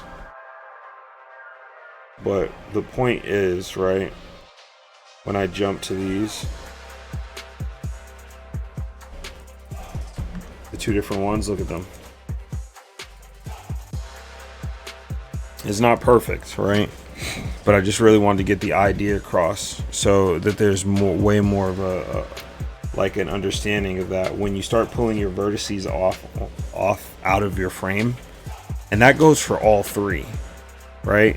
If you had three of them on here, the perspective would just look wonky as fuck. I really could have did this with the box, and the box would have illustrated exactly what I was talking about too. Like, let's say I did like dropping the purple. I just felt like everybody does a box, and it doesn't really help you translate to like really what you want to do. Let's say that shows like this. Like, all right, boom. Like, and then that box is gonna follow that horizon line there.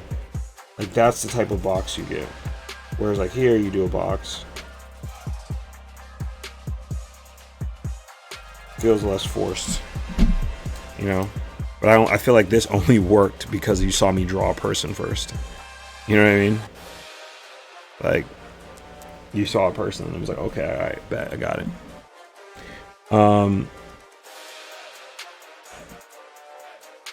Yeah, John, does that help? Does that help make sense?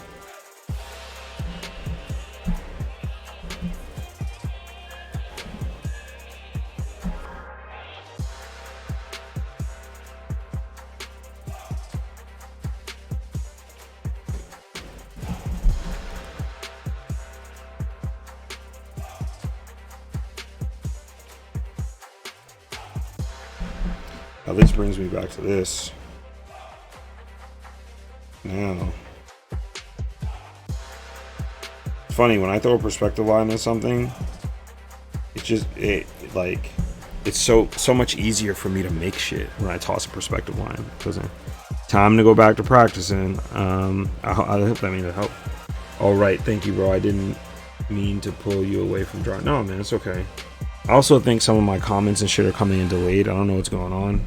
My bitrate and all my other shit seems cool. This is helps a ton. No, dude, that's what I want to do. I want to help, so it's important for me to do that. Help where I can, but I hope that makes sense, and I hope that that's the problem you were facing. I hope I didn't just take that time out and you're like, nope, nigga, that's not it. Chris just is learning so much. Thank you.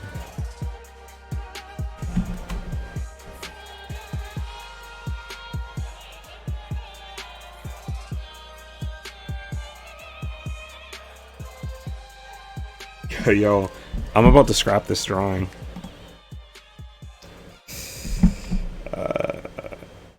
Yes. Scrapped.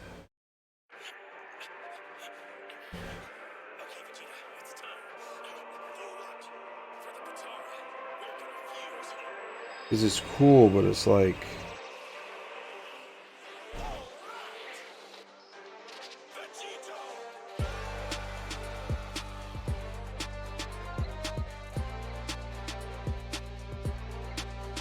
another thing too is I hold shift on my modify key. That sometimes will help me keep my line straight. But that only works when you have a vertice that's on page.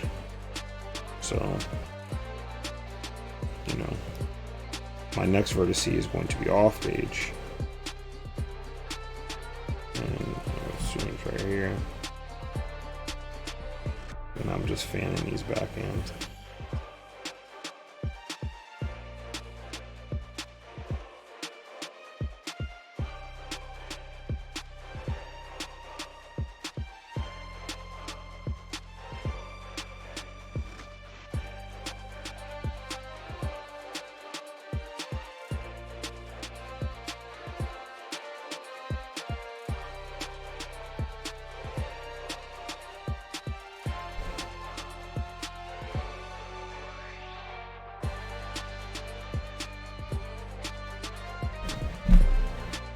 About to upgrade equipment and buy me a PC finally. Yo, fantastic, man. Are you gonna like build one or what? Wait, why don't you like it? Oh, it just feels flat. After literally doing the perspective drawing, showing you guys, it's like I get a chance to see how things really feel and fit in a camera angle.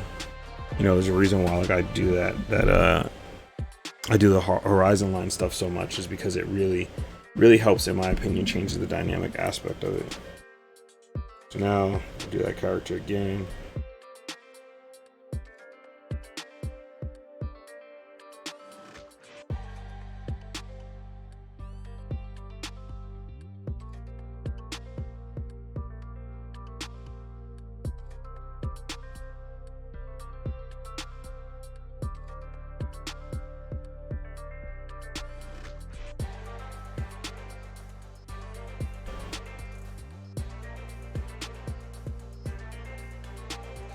I almost changed the song and I fuck with this shit heavy. What is this? Oh god, I don't fuck with it heavy anymore. It's Dragon Ball Super Vegito Blue.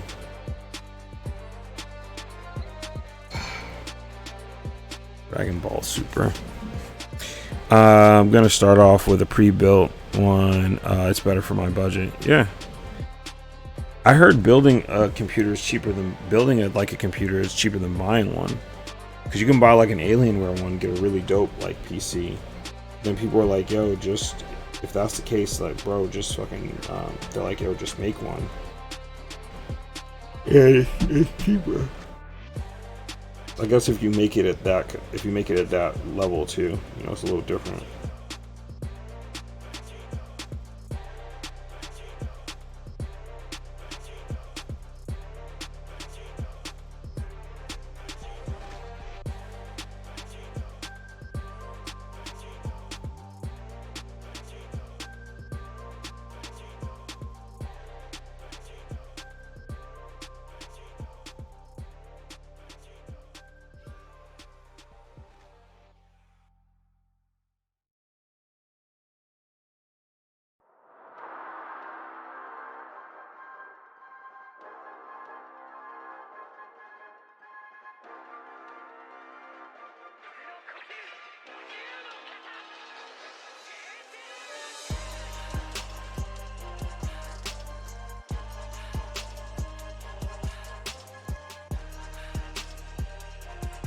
This is really stretching my mind muscles because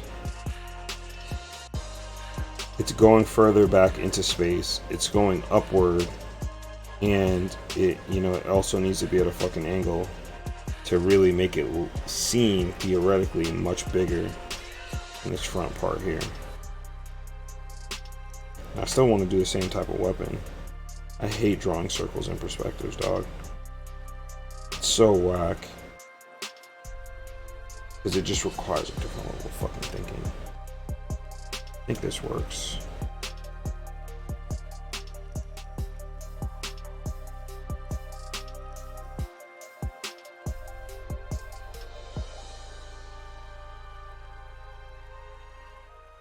I think the pandemic kind of messed up the PC market. Yeah, I heard things are limited supply and some companies might be hiking up the prices. Yeah, there's also a shortage in just certain minerals and chips, minerals and stuff like that are needed to create computer chips. Like it's if I ended up having a leasing a car, and oh, Tokyo, I missed it. Yo, what's good? I'm late. Hope you end this soon. I'm not gonna end right now, but maybe in like 10-20 minutes. You know, I think it's a cool little 2 hour 2 hour 30 stream maybe. You know what I'm saying.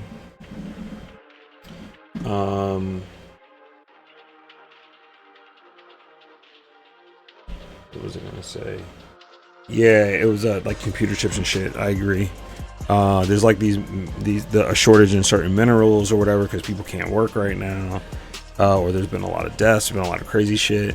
So it's affecting everything. And when I got a new car, at least a new car, they were just like, yeah, we have a shortage of cars on a lot, just because we don't have cars with the computer chips and shit and like that. So I mean, I got a car that I wanted, but I also had to like wait a while and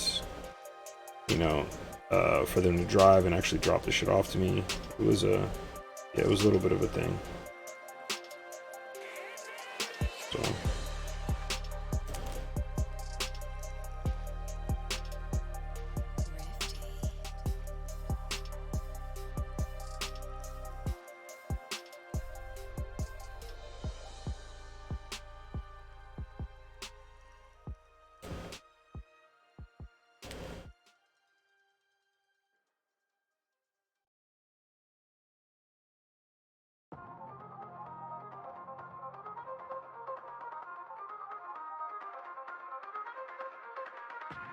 So overlap.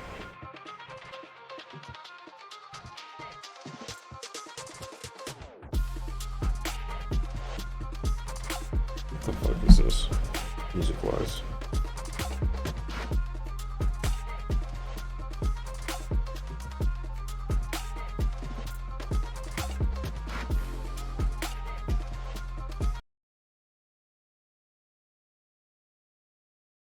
There's a Dragon Quest one.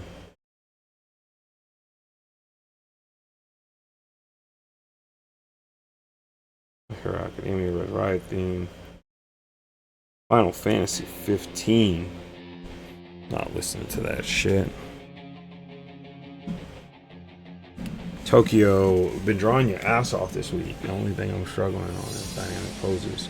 Keep practicing it, man. If you're struggling on dynamic poses, look up track athletes, skateboarders, gymnasts on Pinterest. Just look them up, and they're always really weird and contorted. And try to find your main line of motion, right? Like, how's your character, what's the idea of your character, right? So are they jumping and twisting? Are they lunging forward? Where's the momentum coming from? That really helps me, because I get locked up on with dynamic poses too a lot, and I go to those categories. They're pretty good categories to like throw yourself off a bit. Certain sports ones too, like if you want good, like football is really good for explosion. Like just even when you work out, if you've practiced, if you played football, it's an explosive sport. So a lot of the movements are really explosive movements, and those still frame shots that you can get are ones that have a lot of energy and power in them. So hope that helps.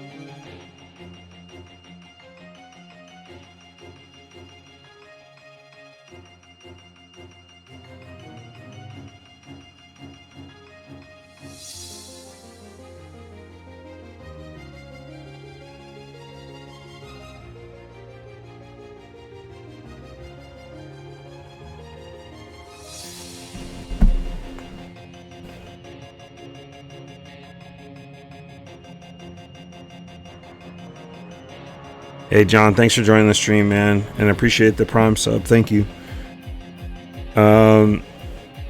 Tokyo planning to get decent on poses by the end of the year. Good. It's good to set goals like that, dog. A lot of people are like, I'm just drawing to get better. It's like, set a goal for change. And it's a lot easier to meet that goal for change when you set a goal for change, you know what I mean? So by the end of the year, I guarantee you'll be better at poses if you're drawing every day. If you're drawing from life and you're challenging yourself in your artwork for real.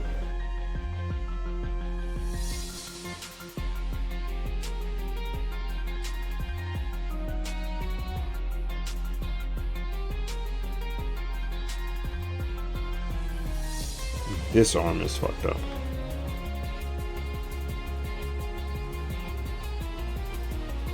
Just figuring out what it is. There's not enough overlap here. I'm trying to show everything, and I can't.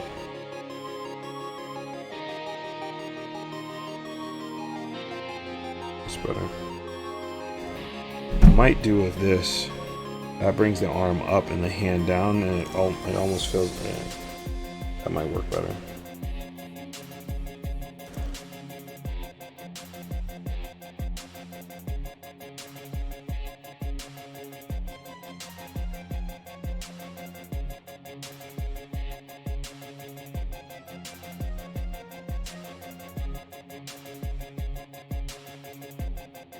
That does is that actually changes the weight the person's putting on holding this object up.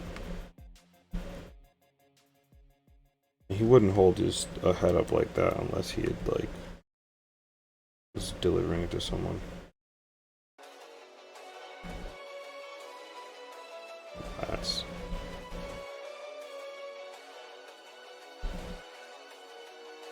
I should be like you, Mel.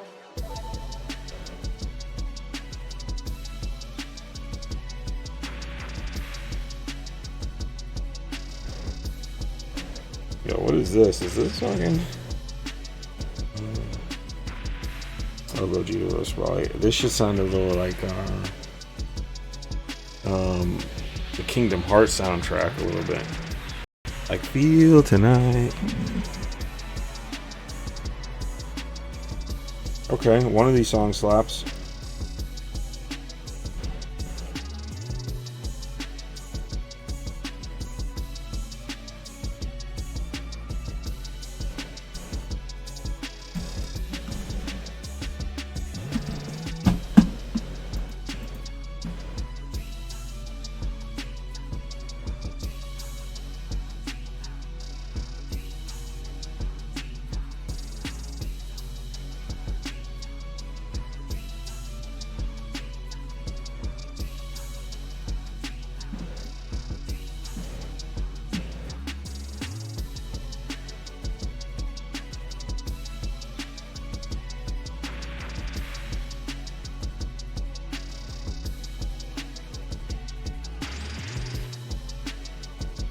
Just saw an image. It kind of makes me kind of want to draw some Samurai Jack stuff.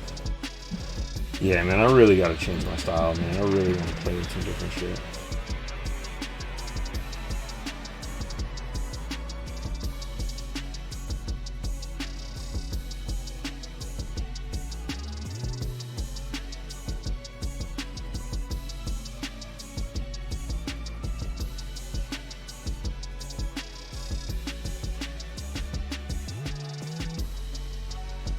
Yeah, I'm seeing these people who have like, yo, I think Devon said this before, like, simple and clean. Yeah, I thought this was a simple and clean, but no, this is supposed to be a Gogeta remix. But yo, the difference between like these artists that are really well known or recognized, but also ones that are like doing ill shit, or ones that are really, their styles are really different, and you can tell they're not a result of not being able to like, I don't know, like do certain shit. Like it's just, there's a fucking difference, dog. Yeah, who should did I just saw just now? What's this artist's name? Amy Thompson, and or I guess it could be Amy, but it's AMI. And yeah, just like this mix of this Final Fantasy style and really broad shoulders and just like an amazing grasp on like character drawing. I need to go back to drawing realistic shit. Yeah, this yeah. I'm tired of my shit. I'm tired of my style, bro. For real.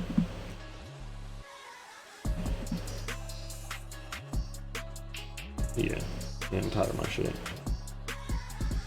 Gotta make some changes, bro.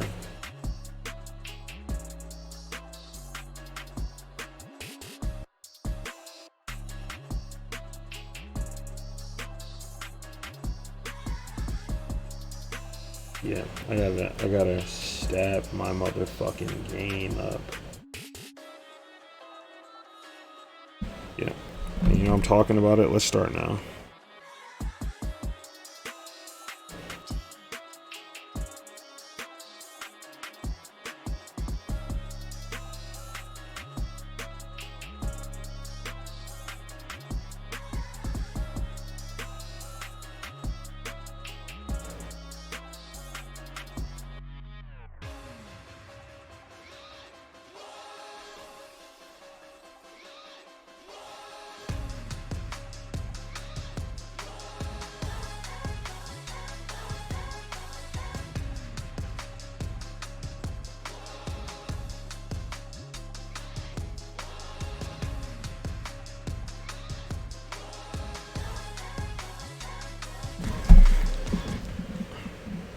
Need to find a music playlist like these.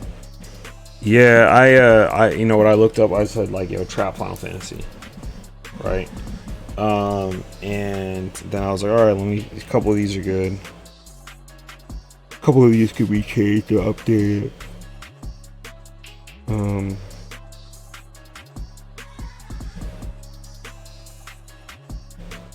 want, as much as I hate Final Fantasy 15, and Jordan Martins knows that I do. They have a 15 on here. I don't hate the music. I actually had the music, the little violin playing in the background on my PlayStation for a long time until Final Fantasy Retrograde came out. Then I was like, Final Fantasy 7, play this. I also like Final Fantasy 3 and 6, depending on what port you played, nigga, 3 or 4 or whatever. You know, with the Magitech armor and shit, like, and what's his name? Ganima. No, not Ganima. Bad guy that was like also a Magitech experiment, but just was all fucked up in the head. I can't remember his name. He was basically, he predated Hisoka.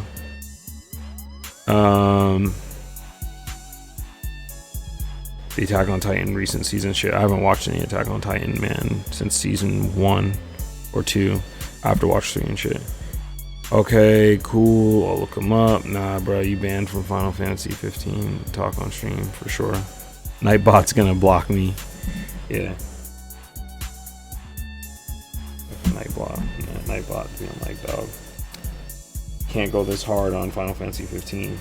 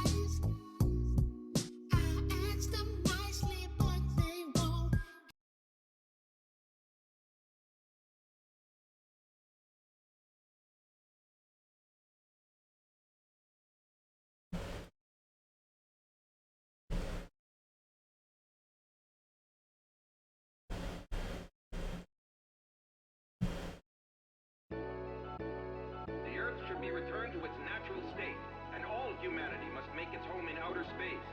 So I like this. More dynamic in my opinion. Otherwise, Earth will no longer be the planet of water.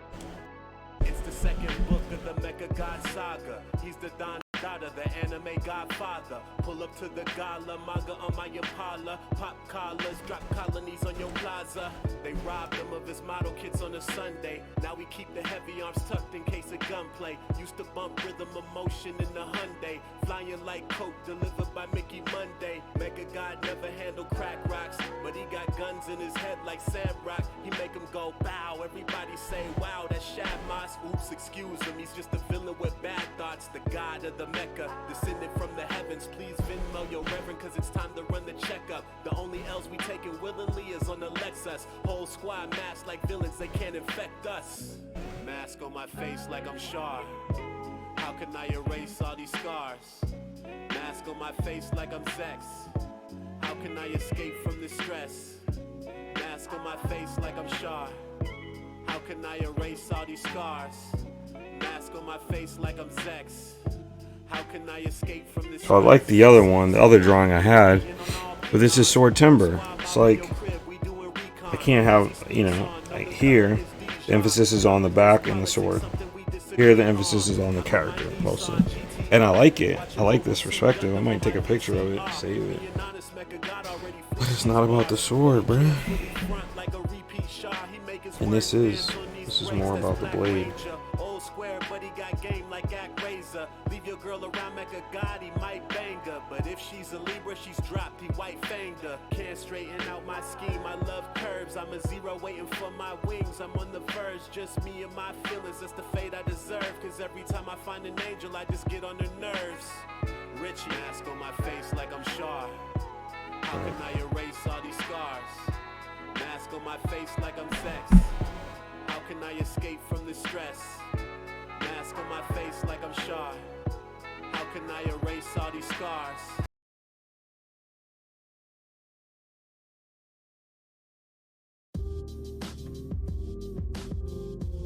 This more chill, this more like it.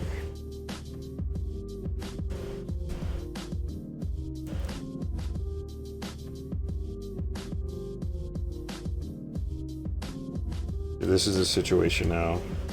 This is why I hate doing like curves in perspective.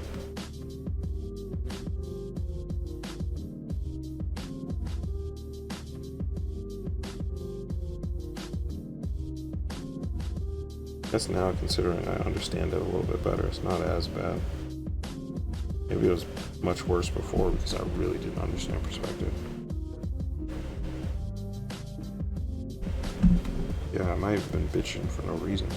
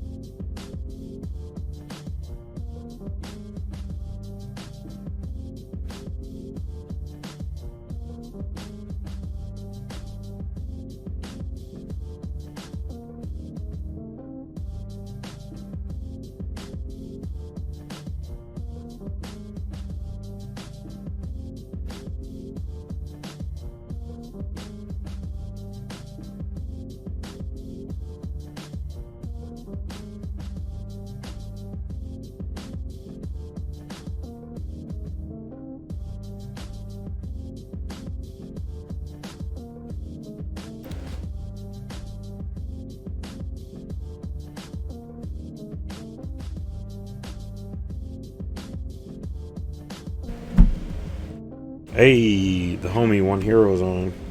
Thank you, bro. Yo, the homie Jay has really good inspirational streams. He's a gamer and a writer for anybody that's on right now. And if you enjoy positive vibes and you know, a person that will kind of motivate you, he's a dude that you want to be in contact with.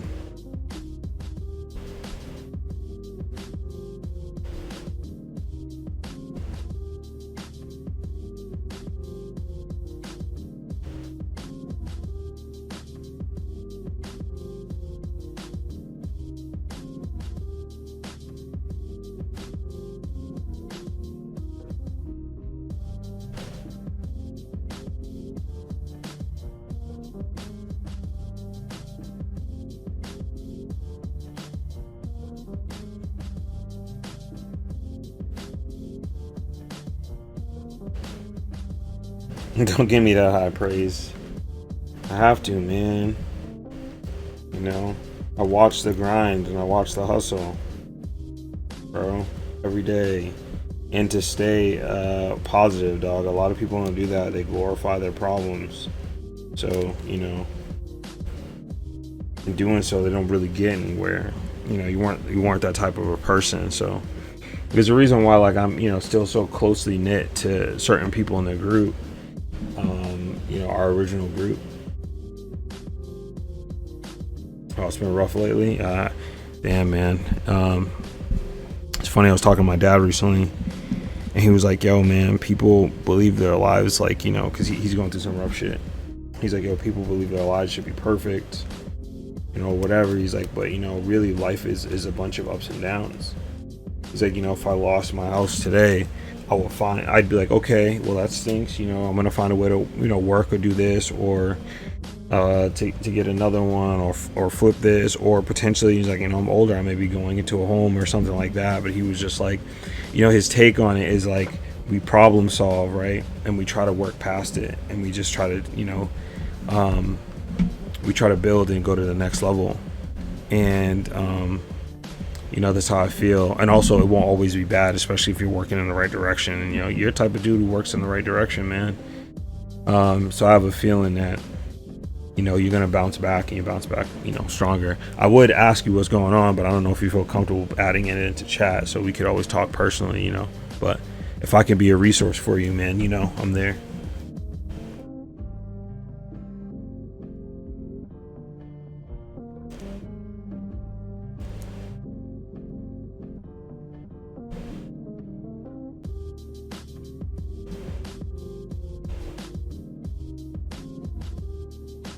Oh, these hips are off. Continuity. Another way to keep good continuity is following these lines, right? And then just understanding, like, oh, because the hip line was like this. If you look at all the lines in the background, they don't do that shit.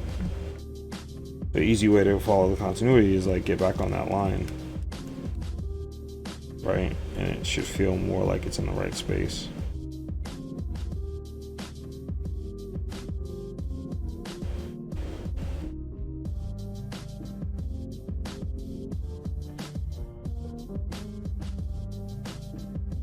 I'm back to my old proportions again. And even though this is kind of cool, it's like, this only works if something is hanging off of this. What if I hang some shit off of this, like a head or something?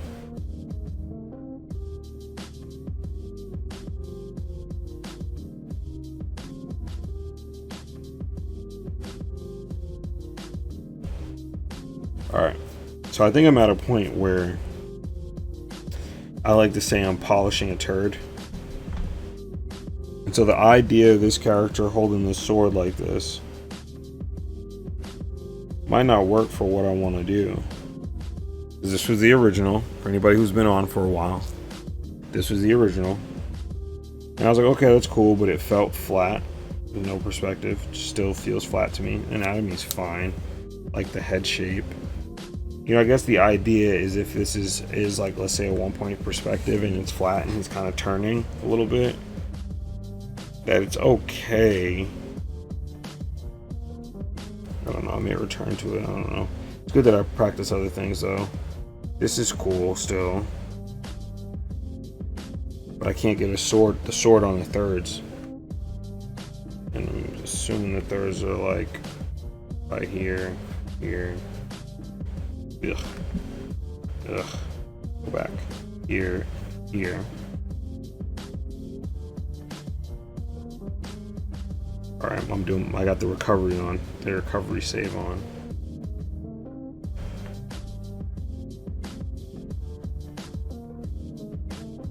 It's roughly around here.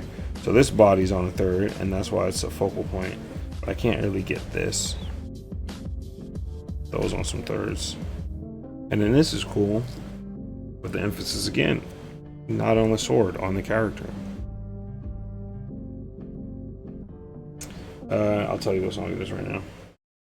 It's called Magic Times Beats.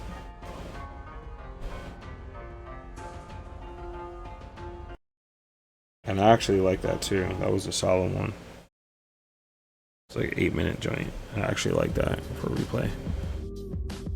Alright, I figured out my grid. Thank you, Mike. Good.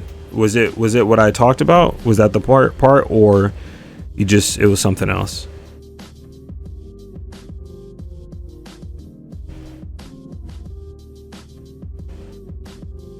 This is actually the closest to really emphasizing the sword. So maybe I'll go back to this, but now let's just try one more thing. It's also the canvas that I'm working on. Don't make excuses, you can make something interesting in this canvas.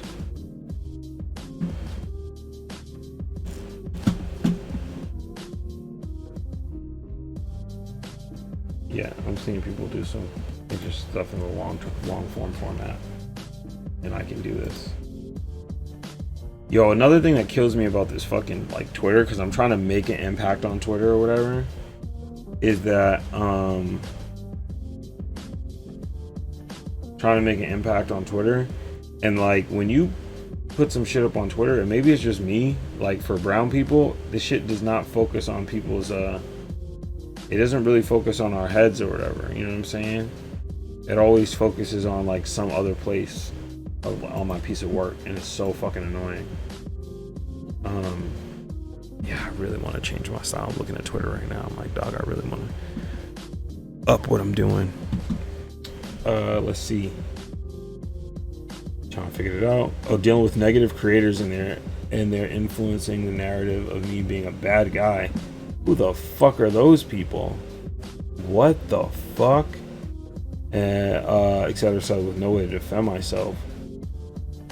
But first and foremost, these people clearly don't know you. I mean, look, man, I'm not around you every waking moment, so I don't know you entirely, but what I know from you and of you is you've always been a supportive creator, have always been in people's corner, you know, put your nose to the grindstone to work out at shit. You were probably one of the first people that I had known who was like a writer that was like, I'm not bargaining with my fucking artists. Like, what's your price? I'll pay you whatever your fucking price is, especially if I respect it. You know what I'm saying?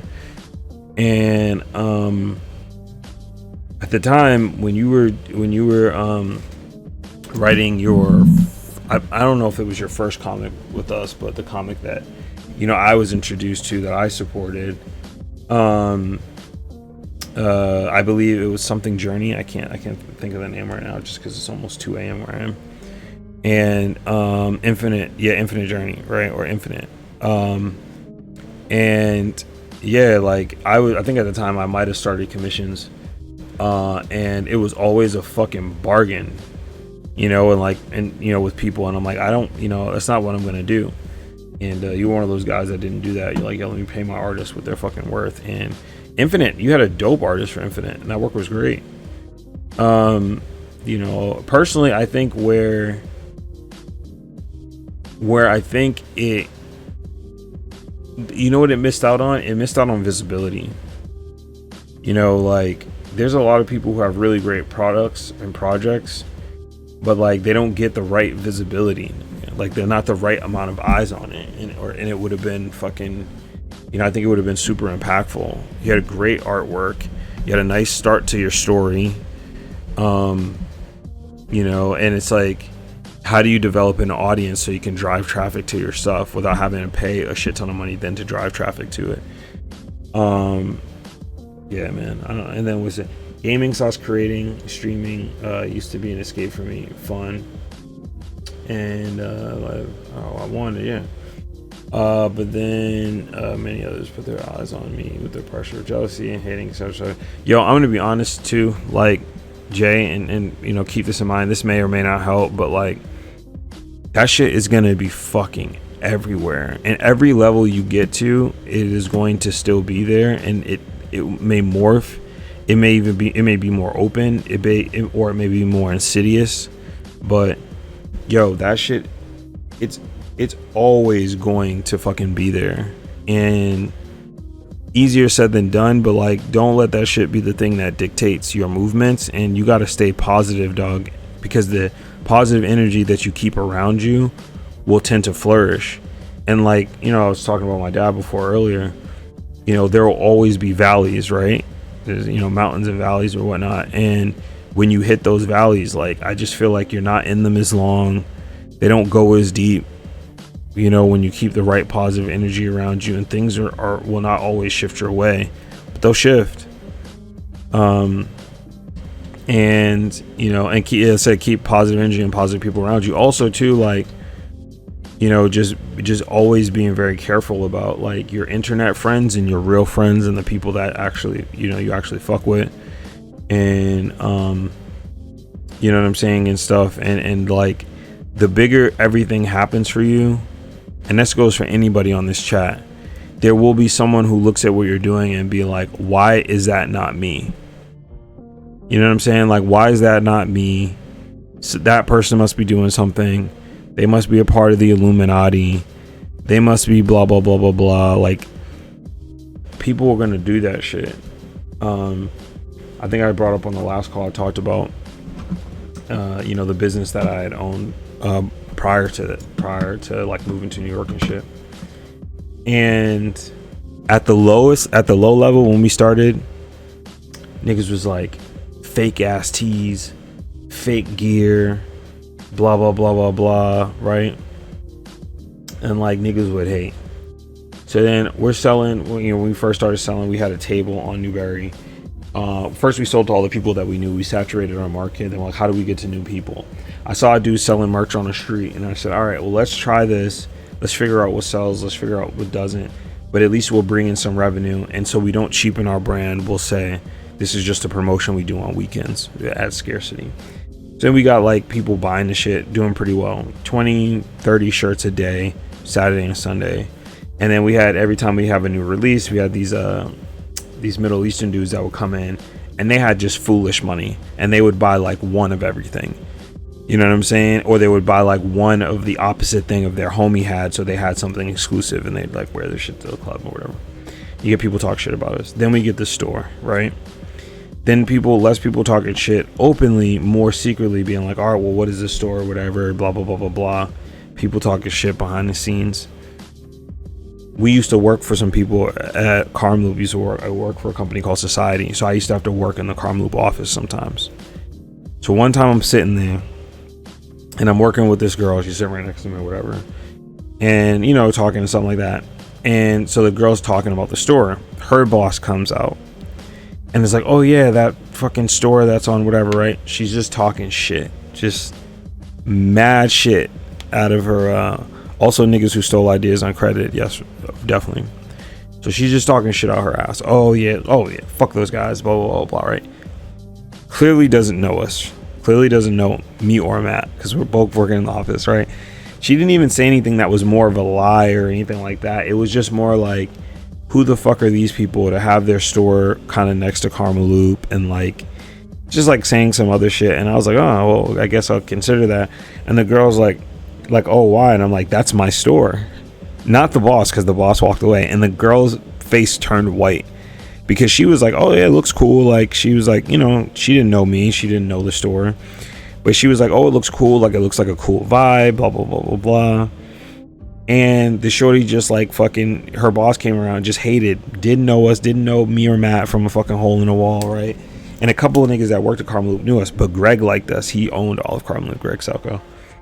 And yeah, then when we started making more ripples and the Karma Loop store kind of closed, and we were doing our thing, basically preserving the culture in Boston when a lot of cats were kind of leaving and they weren't, then it was like people who hated started to get back on. And then they were just hating in different ways. It became more insidious. It became a little bit more covert. And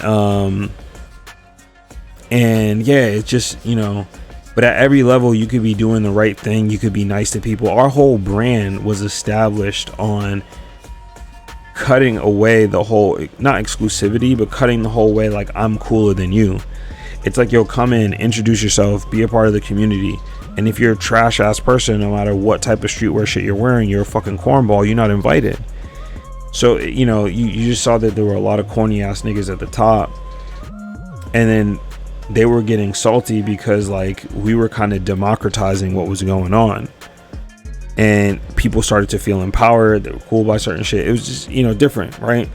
And we're two kids, you know, whose single parents basically raised us, came through crazy situations, both had scholarships, and we were allowing people to be a part of the community. We were being nice to everybody, you know, just respecting other brands and shit like that, respecting other people, creating a culture around collaboration, and niggas still were mad and were hating on us. So all that to say, Jay, sorry I went through that whole story, but mostly just so you understand, like, you could be doing everything right and people will still want to fucking hate on you and want to take from you. Do not internalize that as a personal flaw of yourself, or you could have done better, or you could have did whatever, because people are going to be who the fuck they are. And if they're a person who is just sour, they're just you know what I'm saying, that type of an individual, nothing you do will be able to fucking change that, bro. You know what I'm saying? Like I said, dog, from my perspective, you're a special person. You know what I mean? Like, in the sphere of creators, in the sphere of writers. So, you know, with that being said, don't let that shit bring you down, bro. I wouldn't even indulge in it. Niggas can say whatever they want. You know, you're winning. You're doing your thing. Your follower count's going up. Your shit's happening. You're doing the stuff that you're doing. Niggas be like, yo, your mom's a bitch. You be like, yeah, she get like that. And just keep moving. And just keep doing your thing, dog. You know what I'm saying? Because those people are taking their time out, right? Losing time out to be negative against you, right? And if you know, like, I'm not a religious person per se, but there's just certain things that like resonate with anybody regardless. And like, you got to let your life experiences be your testimony. You got to let your life experiences be your gospel. You know what I'm saying? And just leading by that, and people will see that shit. They'll look and they're like, yeah, all this shit that Steve's saying, or whatever the fuck this nigga's name is, or girl or boy, whatever their name is, you know, they'll just be like, this person's full of shit, because they'll people will see right through them. You know what I mean? So keep creating your content, keep doing the right things, and the right stuff will follow. My late brother Justin passed recently. He said something that was really important to me when I was in college, right? And he said just keep doing, he's like, yo, dog, just keep doing the right thing. He's like, don't worry about anything else, just keep doing the right thing and it will lead you to the right place. Like real talk. And I was like, damn, it was such a fucking simple concept. But like at the time in college, I was like struggling with a lot of shit because I couldn't help my family the same way. Like I was just moving differently, so I didn't have like all the money that I had that I was be able to help out with. It was just a whole different situation. And he was like, yo, just keep doing that, and and all the right shit will fall into place for you. He's like, you know, you'll find the right person, you'll find the right job, you'll find the right whatever. You know what I'm saying? And from that, I just kept thinking, like, if everything is wrong, you be the right thing.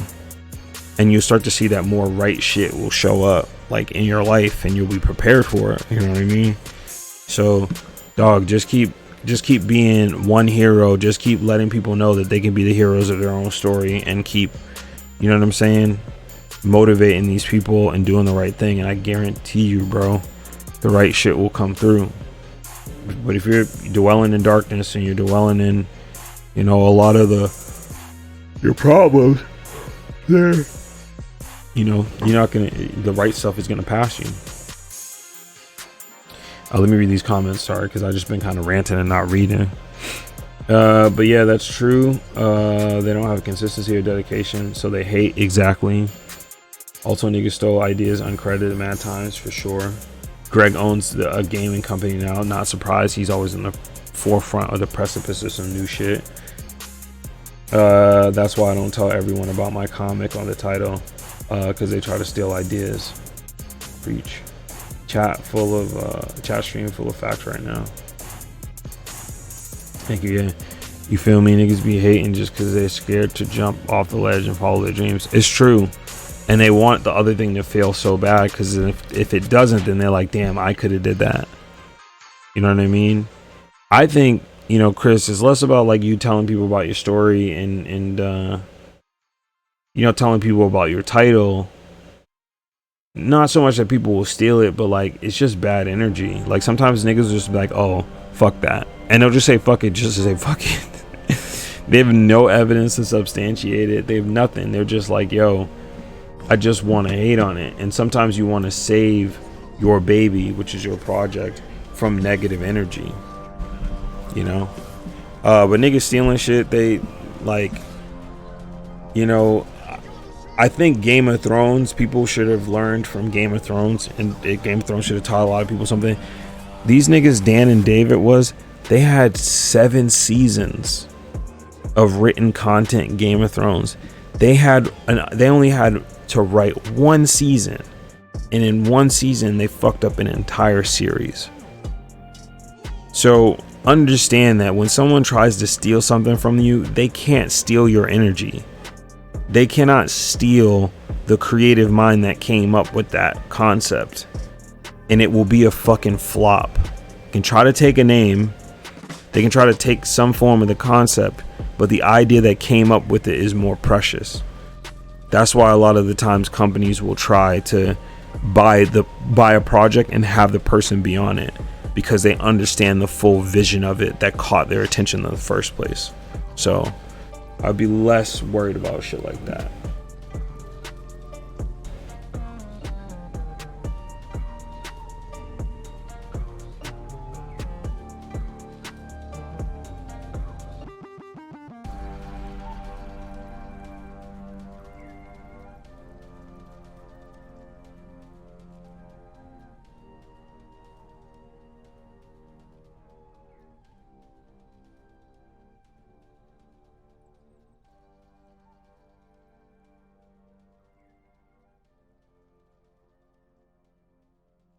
That was Ghost of Tsushima. I was about to say, like, yo, that just sound familiar, bro. Ghost of Tsushima.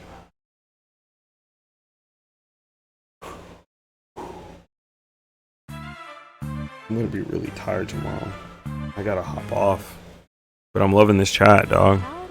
Yo, Jay, I don't know if you're still on, bro. I hope you caught all that.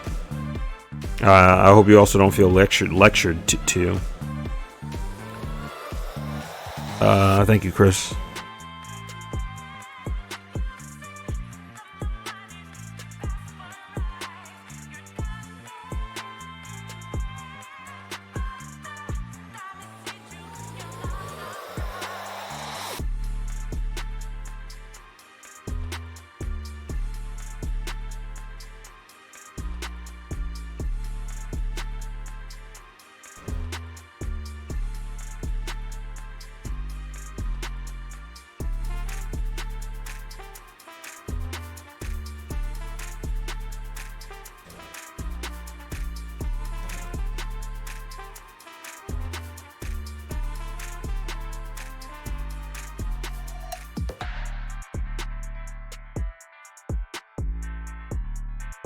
A lot of times when you hold that blade, especially if you hold it back, this is going to be an L shape. This is going to be a different L shape.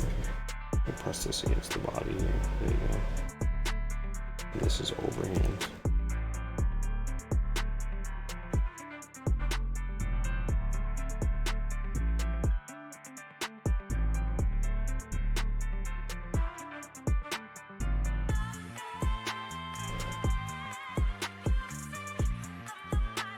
Yo, this record's fire too.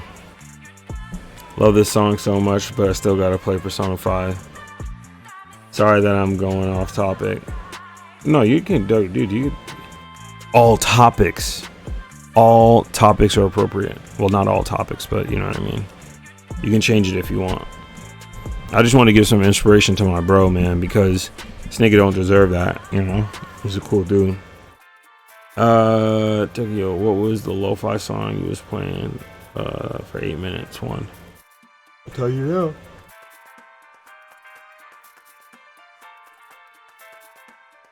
The 8-minute joint was called Magic Times Beats Abstract City.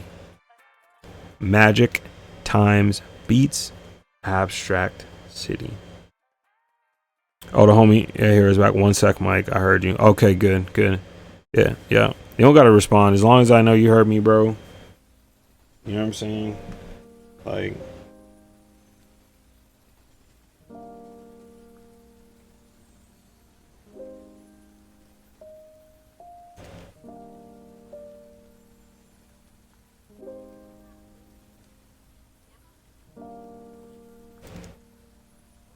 oh, there's like a tilt in this wrist that will follow the blade out this way.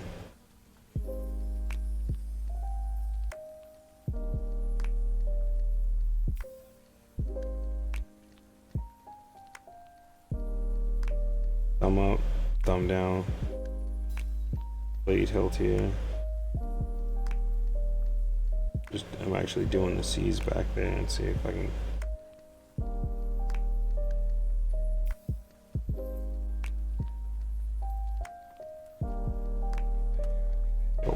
My Cintiq, man. Need some shit with just a little bit stronger computing power.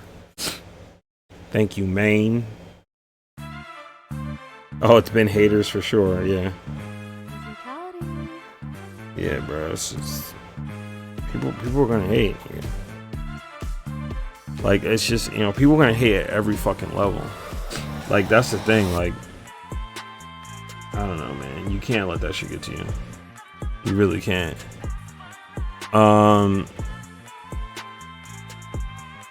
Yeah. There's just some cats who's that's like their sole purpose. Is to hate.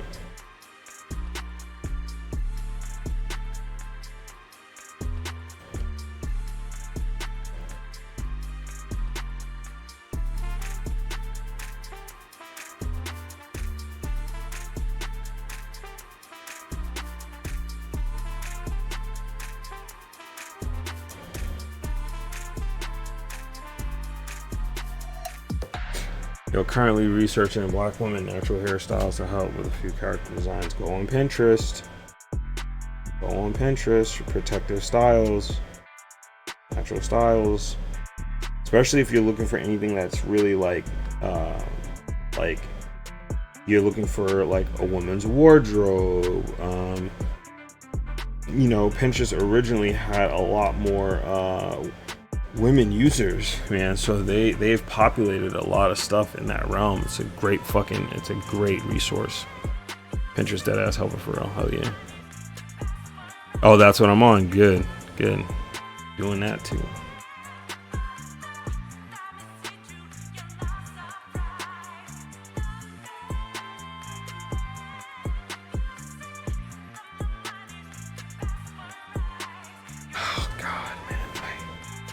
Keep having these new ideas about shit. Like, I want scale. You know, I want something that scale, man. Motherfucker holding something up, and I want them to be like, yo, That is a big fucking sword.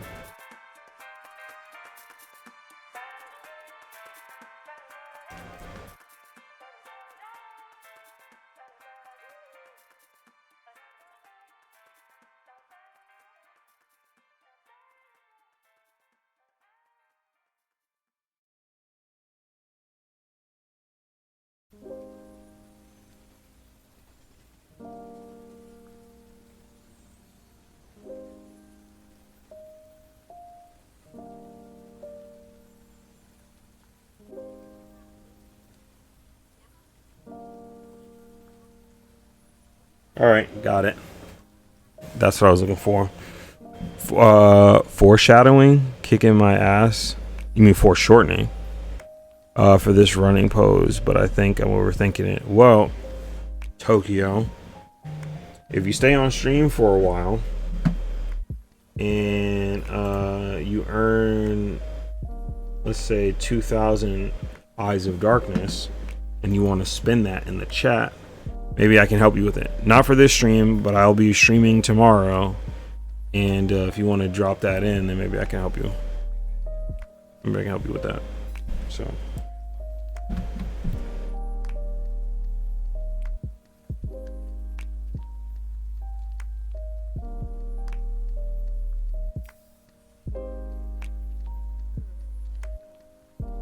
Also lost sight. I'm just starting to think now, like, how much I've lost, like, in what I really liked doing. Like, I like drawing these really strong kind of like kid like characters like Gong and Killua and shit, and I've kind of moved away from that because I've been trying to learn, like, you know, better motion and stuff, and it's required me to do more like drawing that's closer to regular portions than anything else.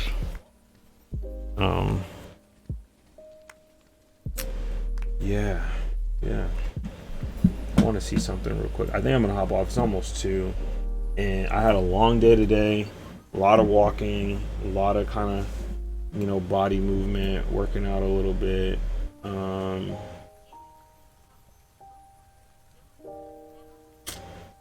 think I'm gonna hop off, but I'm gonna look for some people to raid, I think.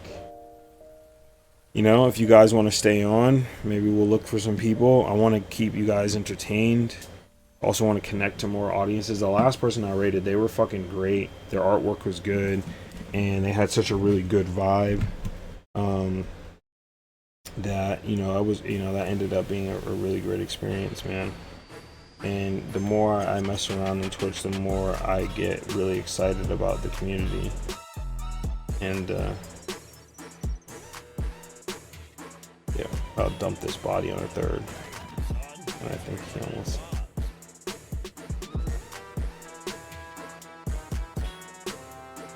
And then we'll do this before I'm done.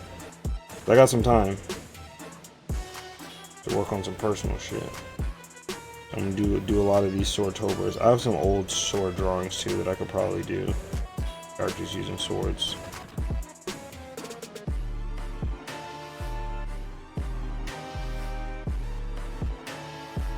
And I might make this character really fucking skinny. Right? Like, the caveat to using this sword called Giant's Bane is that you have to be like fucking mad skinny to use it. Like, it only empowers really tiny users or some shit.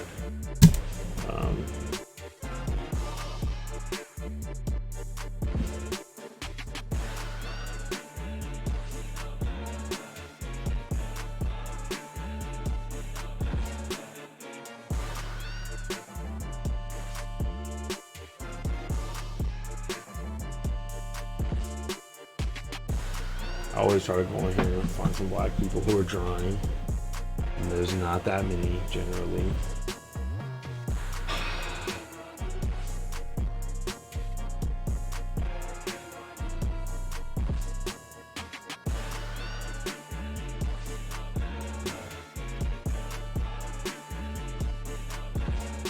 Shit, someone watching Full Metal Alchemist. I like this person already.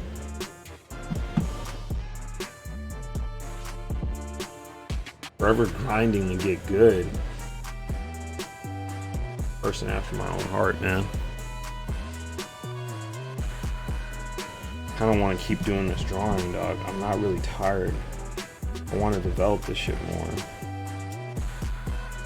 It'd be cool too, because there'll be like these two big objects here.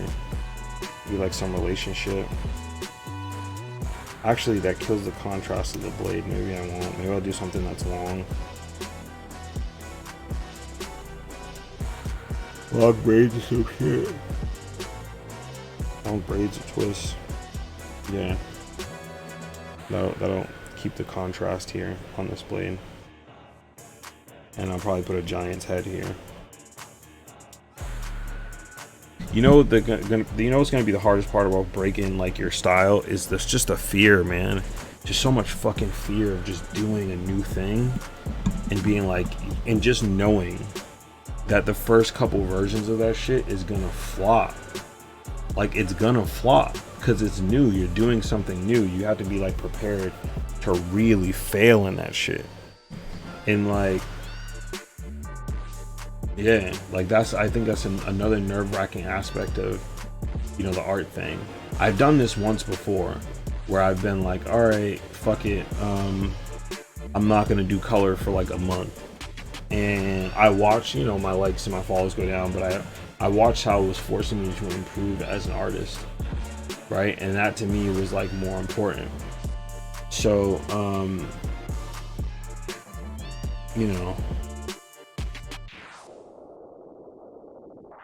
yeah, I need some time. I need some time to really get into the vibe of wanting to break my art style. Really smash my shit. Alright. I might go back up to that artist who was like, yo, my goal is to get better. Like, straight up. I'm just looking at artwork right now. Like, who's drawing some real sick shit.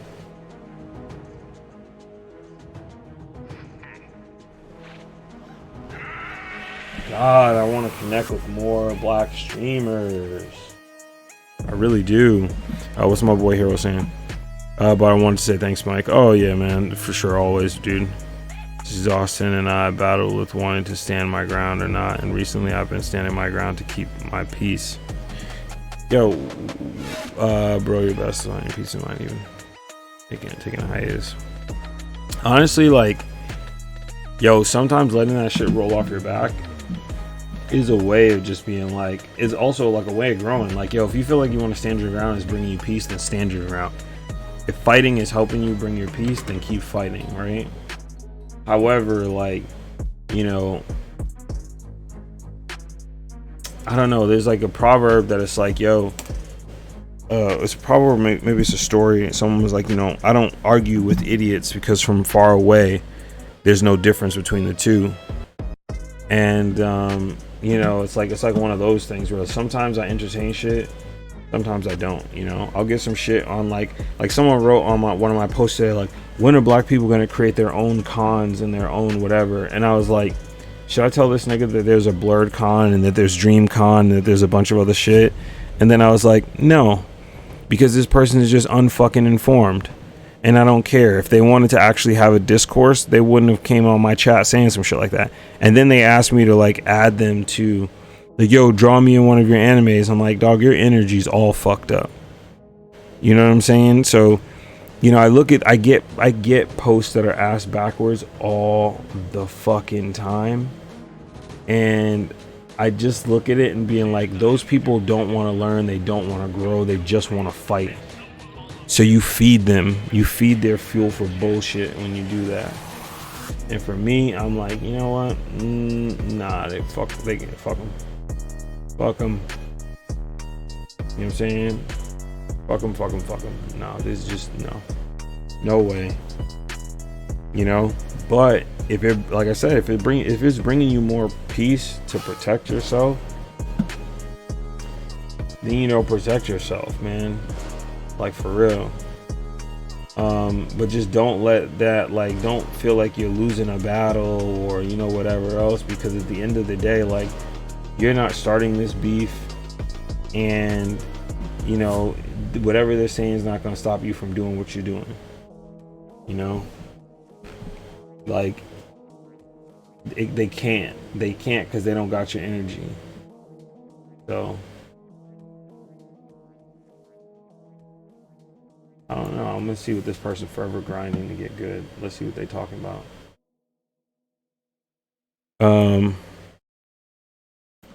That's the thing too. But I took my time and I wanted to chill, and I was gonna kept coming back to start stuff. So they probably coming on your stream or some shit, huh? They just kept coming back to start stuff. Yeah, but I took time to start stuff. But you know what, man? What the fuck is this? No. Yeah, man. People are gonna be coming in, and they just want to make issues. Yeah, you can't help that, dog. You just ignore them, man. As long as they're not spitting no wild shit on your name, and they're not like calling you a sexual predator or some wild shit like that. Like if they're just running off at their mouth about like, oh, this person didn't help me do this, and they're not very nice, and they didn't do whatever, and they don't deserve this, then at the end of the day, just like, this person don't want shit. They don't want to help. They don't want whatever.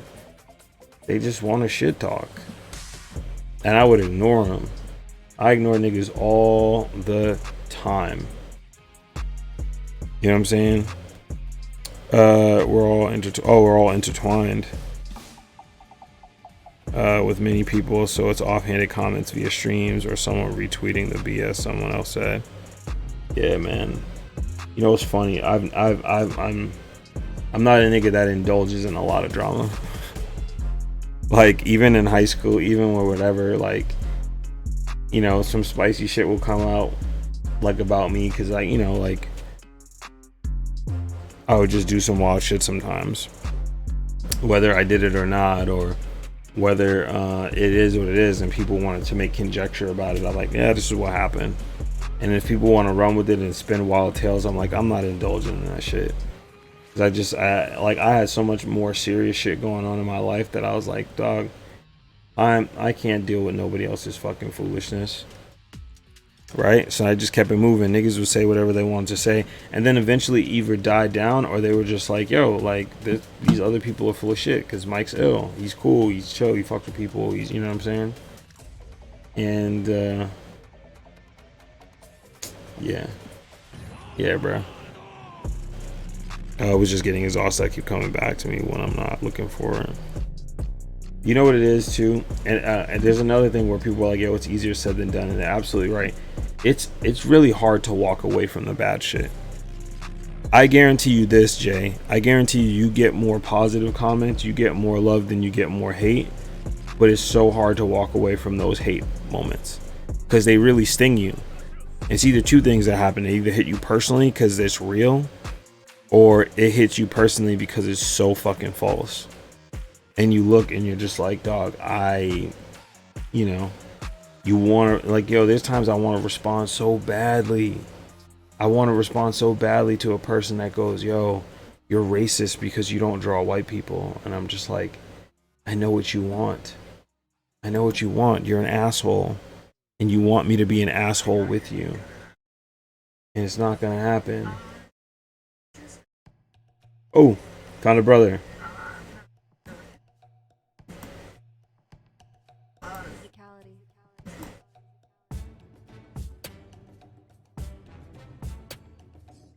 Oh, he's, you know. Hold on now. Following old boy. And let's see his artwork like. Oh, he's drawing a lot. Drawing a lot of Dragon Ball stuff. Very, very Dragon Ball-y. I don't know. Oh, what's my boy Jay saying? Yeah. Oh, what's up? Yeah, I could care less about it. I know who I am, and they can go and kick rocks with socks. There you go. All you can do. No, it's not about me dealing with the hate. They get mad at the love I get and resent it and keep going. And I'm like, don't watch me. Watch TV. Yeah, you'll win in the end, bro, for sure. I had someone I got into it with because they were gatekeeping people from watching Hunter x Hunter. Yo, Hunter x Hunter. Nigga, everybody should watch Hunter x Hunter, bruh. They were telling people that this show promotes pedophilia. What the fuck are you talking about? What's wrong with DBZ art style? It's played out. Tokyo, OX, it's played out. It's just overused, dog. Niggas have killed it to a degree. And I don't know, man. Like, I love Dragon Ball Z, and against my better judgment, Dragon Ball Z GT.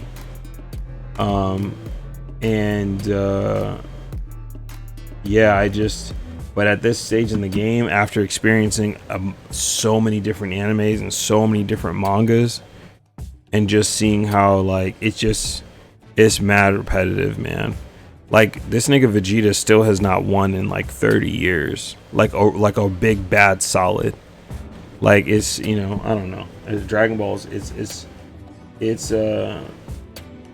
been overdone for me at this point. You know, like, I can't. And I feel like we should really be developing our styles past that, to be honest. It's okay to love it. It's okay if it was the thing that brought you in. You know what I'm saying? It's okay if you watch Super. All of that is okay. But you know, it's at for me, it's at a basic level. You know. And when I said Hisoka is not a pedophile, he's hungry for power, not young kids. He said I was lying and trying to make him look dumb.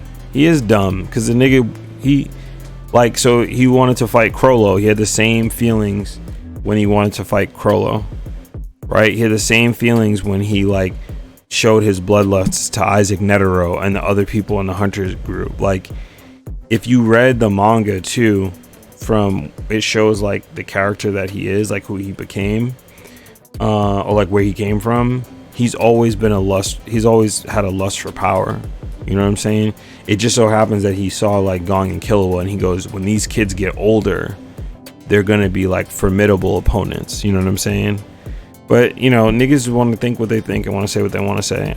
That person would have said that to me, and I would have been like, yo, it's like arguing like with a fucking 5-year-old about something. Like, if you try to argue with a 5-year-old, you're gonna look like an asshole. You know what I'm saying? Because you're gonna be like, dog, why are you arguing with a nigga who clearly doesn't watch the show? Clearly doesn't read the manga, clearly doesn't know the fucking artist or the mangaka. Like, just why? Why would you? Why? You know what I'm saying? I would have been like, cool story, bro. Take it off my stream, right? And if they wanted to keep being an a-hole, I'll like, dog, you're blocked. See ya. Peace. You know, you go ahead and tell other people I'm an asshole. Then they're gonna go and check out my work, and they're gonna be like, oh, he's not an asshole. You're an asshole. So that's how I see it. That is how I see it. I'm saying. Alright. It's late for me. Somebody's drawing some Final Fantasy stuff. And let's see if their work's dope, and if you guys want to check that out. Oh, somebody wrote something about Toriyama.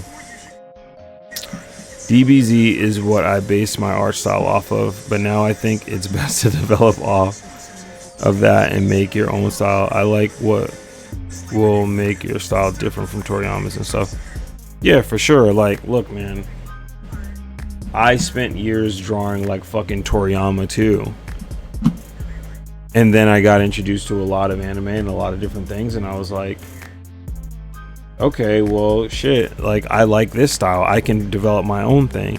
You know, Toriyama was what I saw that was really good, and then when I saw like Escaflowne and fucking Gundam Wing Zero, I was like, I love these art styles. Yu Yu Hakusho, Tenchi Muya, fucking Rurouni Kenshin, and then a lot of my shit started going more toward those. you know. So give me 1 second.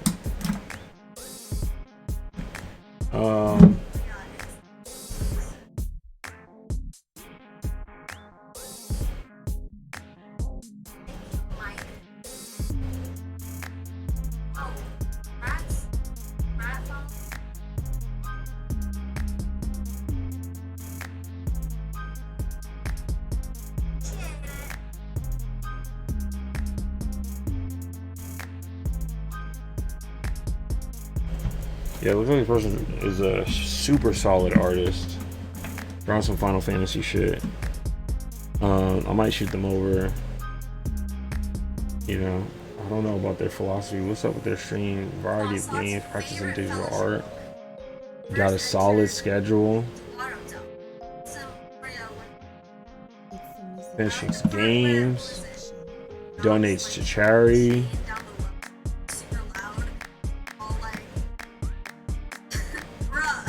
Great community. It's cool community. All right. Maybe I'll read this person. And they're talking about Lord of the Rings. I'll fuck with that. All right, let me read these comments first before I send y'all to this new stream. Yeah. Yo, you just gotta ignore people once they get that set in their mind. They point, argue, and point. Exactly. This man said they promoted that energy and Hisoka for 4 seasons. He said that was giving him a chance. All right, man. The nigga didn't like the story.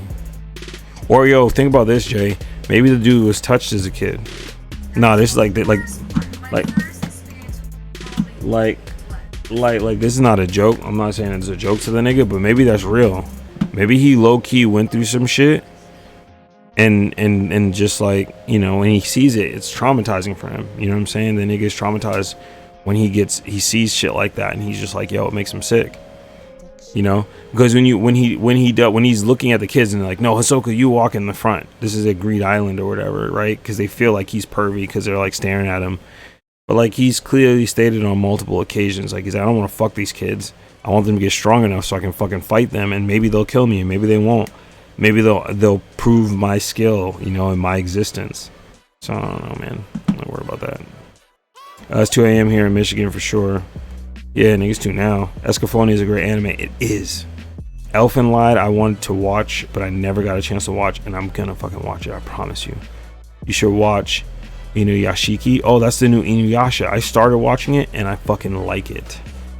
I'm a little bit like, dog, where'd these niggas go? Come on, Inuyasha and these niggas disappeared. Like, what's going on? You know, like, I didn't want it to start like that.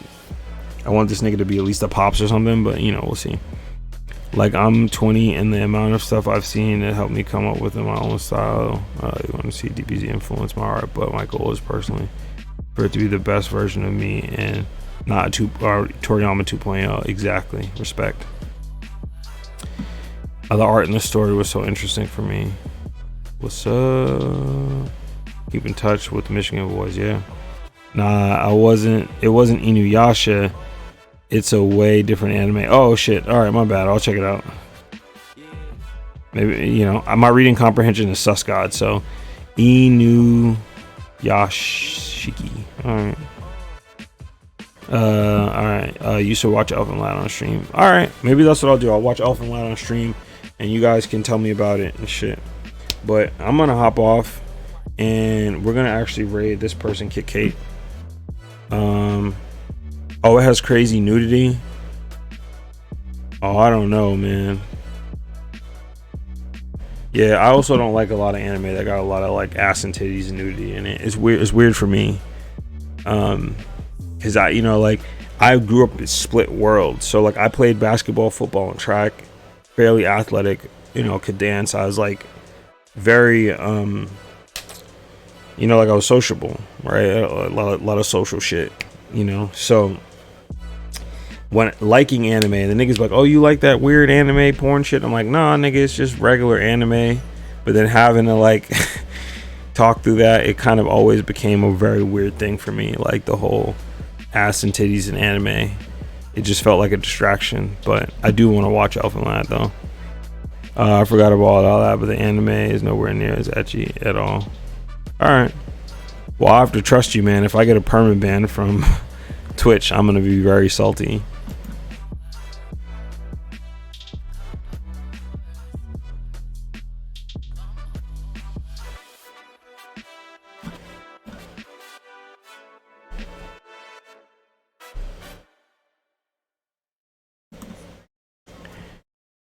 All right, y'all.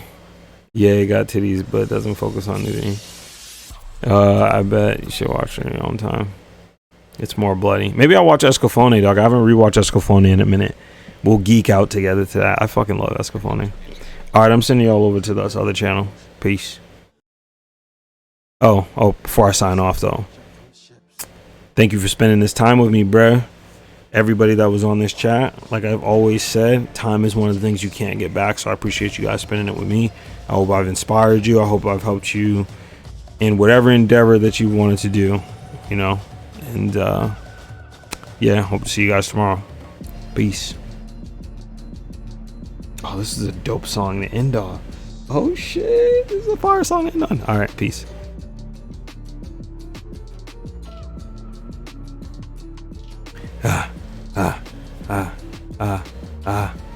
This shit's fire. This is a Killmonger joint. Yeah.